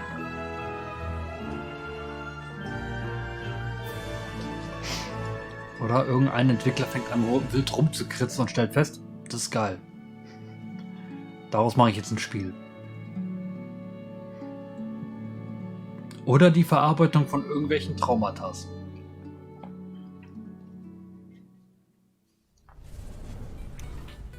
Was the latest DLC for Core Keeper, the sandbox survival sim from Fireshine Games and Pugstorm. The Sunken Sea Biome update is available on June 15th for all Core Keeper players.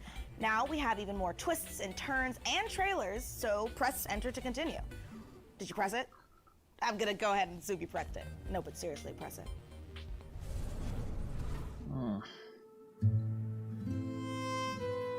Life can be harsh everywhere. But in the old world, there was no hope of it ever improving. When our crops failed, the ruling class would still collect the same share, leaving our children to starve. And if we had any coin to our name, the taxman would appear, demanding it for the crown. The nobles hid behind the side of their walls. Ja, ich sollte was trinken. When raiders pillaged the outskirts of the city. And so, some of us decided that it was time to leave. That we'd rather take our chances in the wilderness, seeking the promise of a new land, than starve to death in our homeland. So. The journey wasn't easy. We lost many along the way. This wild, unsettled land offers us the hope of a new start as the masters of our own destiny.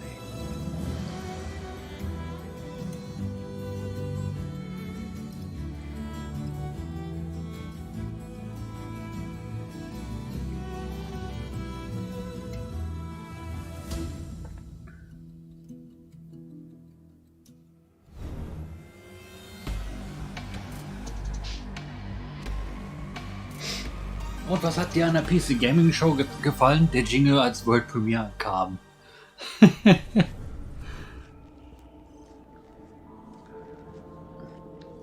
Ja, das ist meistens bei den Trailern. Da wird praktisch echt nichts gezeigt und du stehst dann da und denkst, okay, cool.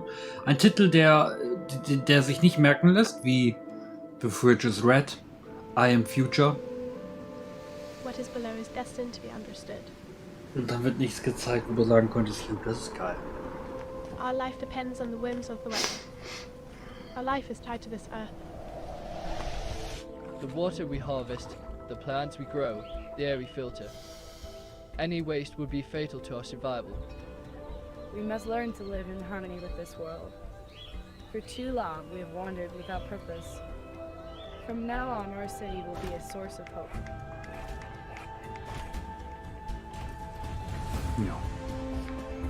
Das sieht ganz klar nach Anno auf einem anderen Planeten aus.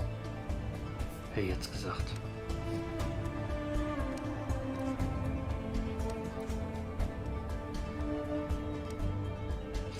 Wobei ich glaube, da steckt sogar ein bisschen mehr dahinter. To understand our world, we must explore it.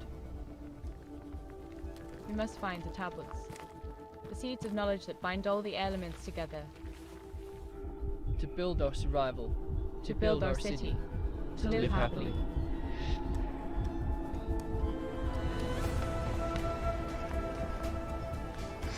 Synergy, okay.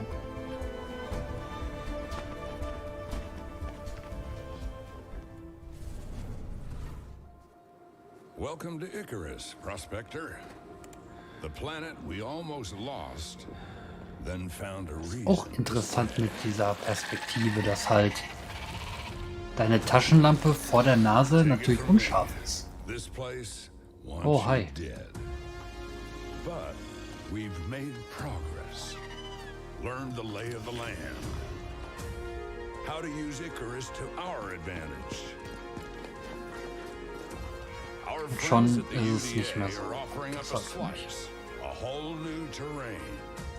If you learn, build, and survive, maybe, just maybe, there's a future here.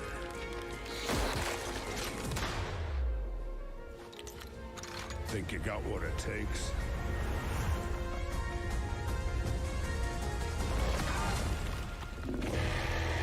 Hallo Wurm.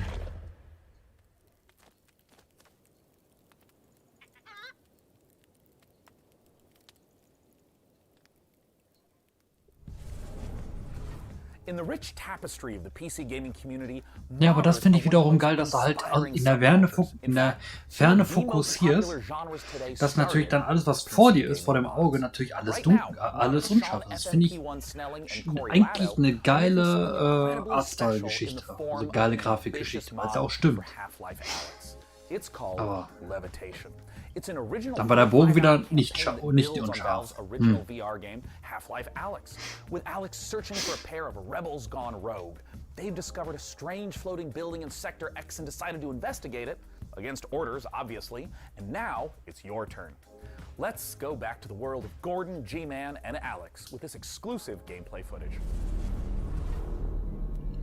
Alyx, according to this old resistance map, there's a control room somewhere outside. Okay, wie muss ich das jetzt verstehen? Ich habe Half-Life Alyx halt nicht gespielt. Ist das jetzt quasi eine Modifikation von Fans? Ist das ein gratis DLC? Ist das eine offizielle Modifikation vom Entwickler? Wie muss ich das verstehen? Weil in vielen Podcasts... Genau, ist ein offizielles... Genau, also das ist bekannt. Es wird ja auch jetzt zurzeit auch alles verglichen mit Half-Life Alyx.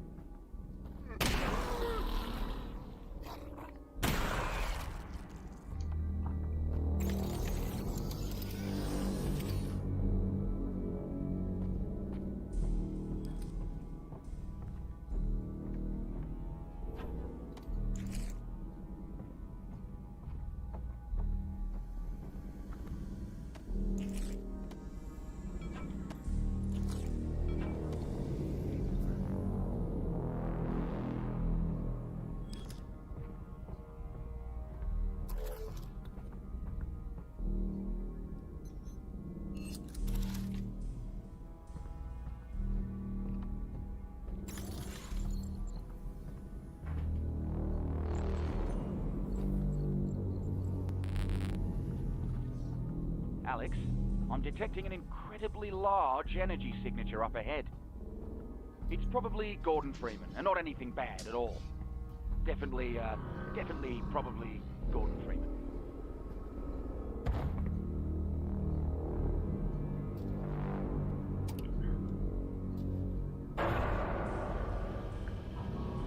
Okay, so the plan is to get to that control room and get Gordon. Oh boy.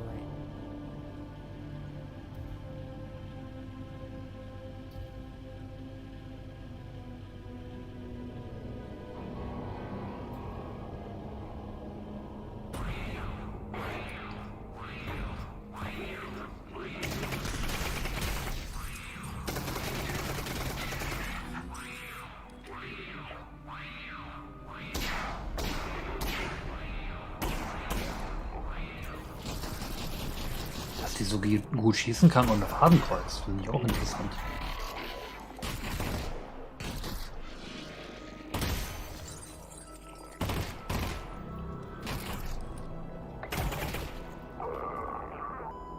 Getting kind of crowded down here, Russ.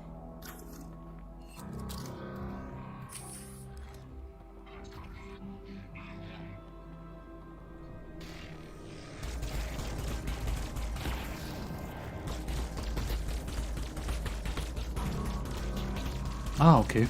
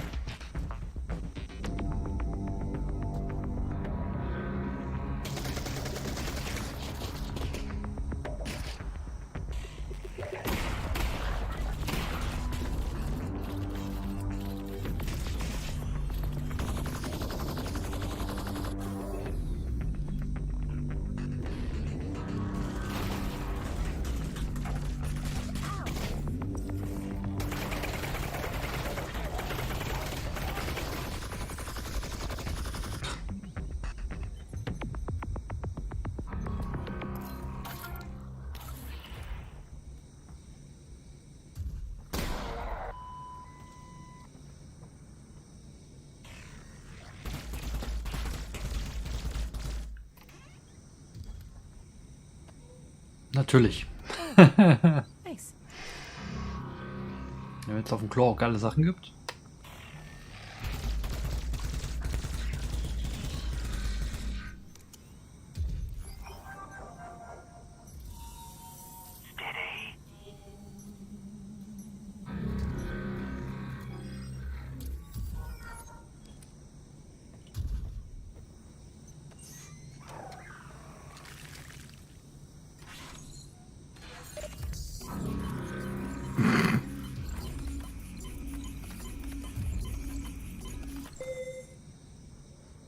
Das ist nice. Soundeffekte kenne ich sogar. Und ich habe nicht einmal Half-Life gespielt.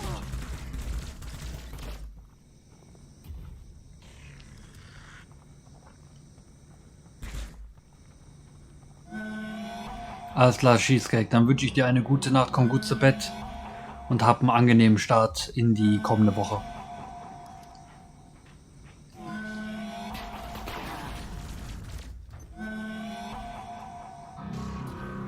Vielleicht sieht man sich morgen, sonst vielleicht am Dienstag mit der Xbox Attended Show.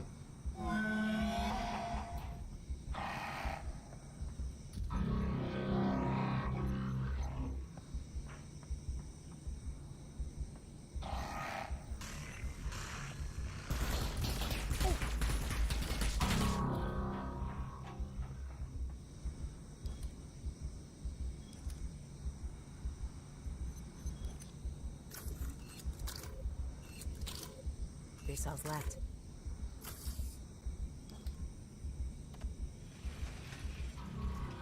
Ja, aber morgen Abend ist sehr spät. Ich glaube, wann beginnt Capcom? Um 0 Uhr? Sehr spät. Da bin ich sogar noch am Überlegen, ob ich es überhaupt mitnehme.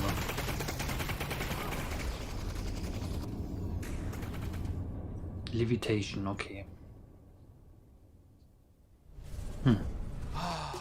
Well, folks, this is the end. We've learned a lot today.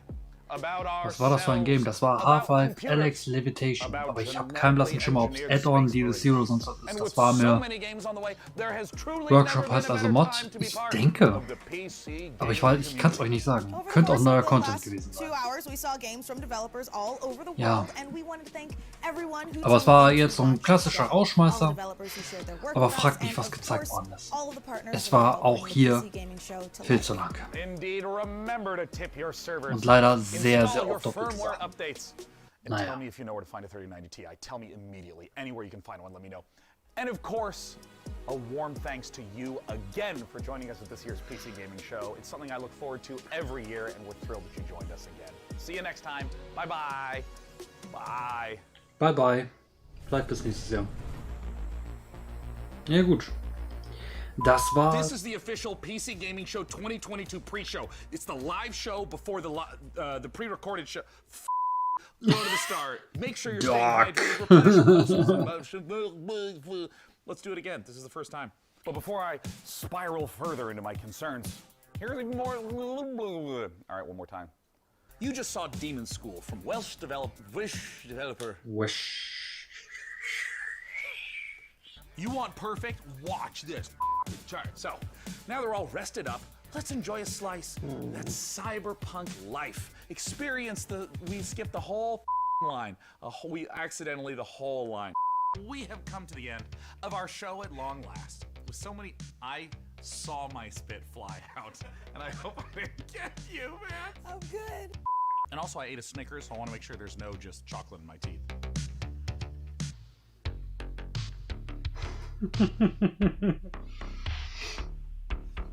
Ich mag den Host. Is there any chocolate in my mouth? The 5.5 gigahertz Core i9 12900KS with a 32 gigabyte of DDR. I was doing so well. Duck. Ah, God, there were so many numbers all at once. And game reveals to share with you, which can only mean one thing. It's countdown time. There's a LaCroix burp. It's very close to the surface. It's not a heart attack, it's just a burp. All right, I'm going to do the take. It's gonna happen. Maybe. Die Outtakes sind ja grob besser als die Show. Ready to overclock your eyeballs because this next trailer is coming in hotter than my computer with more than 3 Chrome tabs open. If your gaming chair came with a seatbelt, then strap in because this next trailer goes from 0 to 100 real quick. And I just got off the phone with my doctor and he was like, exclusive gameplay levels are critically low. And I want to fix that like immediately. I had no idea where we were going. It's the first time I'd seen any of those words, but I just kept pushing it. There's no break. I just kept going. I was like, this is the most... This read is insane. I was like... Cry. I don't know why I'm this way. But that's what I decided to do. I'm sticking to it.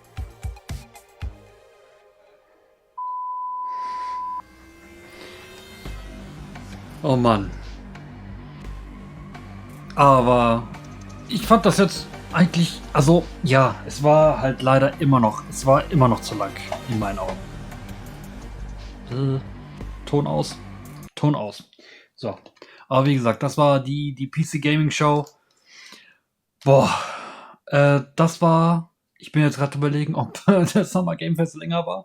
Aber es war zu lang. Definitiv zu lang. Und auch viel zu viel gezeigt. Ich habe keinen blassen Schimmer, was gezeigt worden ist. Das ist jetzt richtig schlimm, weil Life Alyx.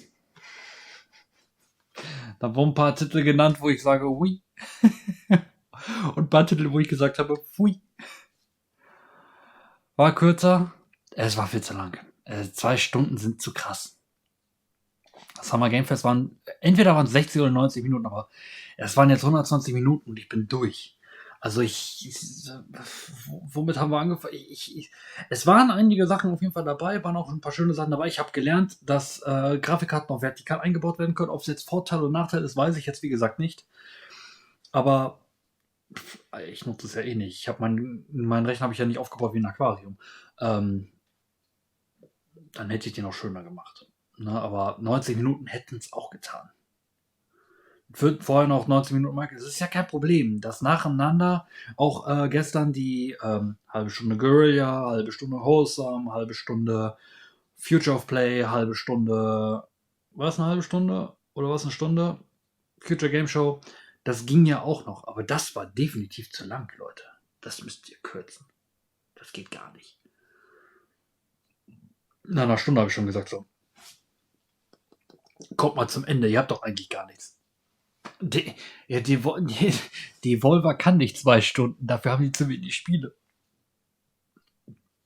Na, deswegen, also das war jetzt, also ich kann euch auch noch nicht mal sagen, was jetzt bei PC Gaming Show Events interessant war. Es gab ja da auch wieder den typischen Fall von, ja, wir zeigen euch Spiele, die in anderen Shows schon gezeigt worden sind, weil wir davon ausgehen, dass ihr die anderen Shows nicht gesehen habt. Was ja auch sein kann. Gott sei Dank meistens mit neuem Gameplay-Sachen, um einen genaueren Blick auf das Spiel zu kriegen. Aber wie gesagt, ich könnte euch jetzt nicht sagen, was da jetzt großartig Highlight war. Das war und zum Abschied nochmal hier und da. Und ganz ehrlich, so resümierend, so von allgemein, ja, habe ich, glaube ich, jetzt bei, wenn ihr das Video on Demand seht, habe ich es nicht erwähnt, aber bei Microsoft gab es jetzt genauso wie bei der State of Play keinen Grund, sich eine Next-Gen-Konsole zu kaufen. Das ist Fakt. Bei Xbox sogar noch weniger, weil du hast einen Game Pass, du hast einen PC, ab geht's. Und die anderen Shows waren auch eher so, ja, waren ein paar Titel dabei, die sind cool. Aber ich glaube, irgendwie hat mich die Indie-Sparte irgendwie auch schon letztes Jahr schon mehr gepackt, als die Vollpreis-Sparte von Spielen, wo ich nur sage, uff. Na, deswegen, also was vielleicht irgendwie hängen geblieben ist bei der PC Gaming Show, war dieser komische Verkaufssimulator mit polygonalen Figürchen, aber dieser, wie nannte es Clarissa, Voxel-Pixel-Look sah dann auch wieder nicht schlecht aus. Na, deswegen. Und irgendwie hat man das Gefühl, du hast dieses Spiel gesehen, aber mit einem anderen Protagonisten, mit einem anderen Design, mit anderen Waffen, irgendwie mit Knuckles und weiß der Teufel alles. Also irgendwie ist das alles.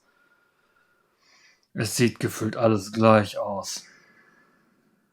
Ein Rahmen-Nudelshop-Simulator, den will ich spielen, ja. Und es gab auch 1, 2, 3 Titel, wo ich gesagt habe, oh, Demo, das gucke ich mal an. Nivalis, Dankeschön. Vollpreis geht halt langsam in die Richtung, wo man das kaum noch kaufen kann, weil teuer. Ja. Oder einfach auch gesagt, nicht wegen teuer, sondern einfach so, ich glaube nicht, dass dieses Spiel die 80 Euro wert ist. Aber auch bei den meisten Indie-Titeln sage ich, ob die 30 Euro der Spaß wert sind, weiß ich nicht. Dann wartet man doch wieder auf den Sale. Und dann holt man es sich dann doch nicht, wenn es im Sale ist. Und das ist halt alles viel zu viel. Aber so schön, dass es nicht nur mir so geht, sondern euch auch. Deswegen, ja, der Indie-Bereich hat noch Ideen, aber auch die Indie-Sparte, viele Titel sehen halt einfach gleich aus. Ich warte einfach darauf, bis Epic das verschenkt. Ist auch eine Idee. Mache ich ja meistens mit Games of Gold, deswegen kaufe ich ungern 360-Spiele.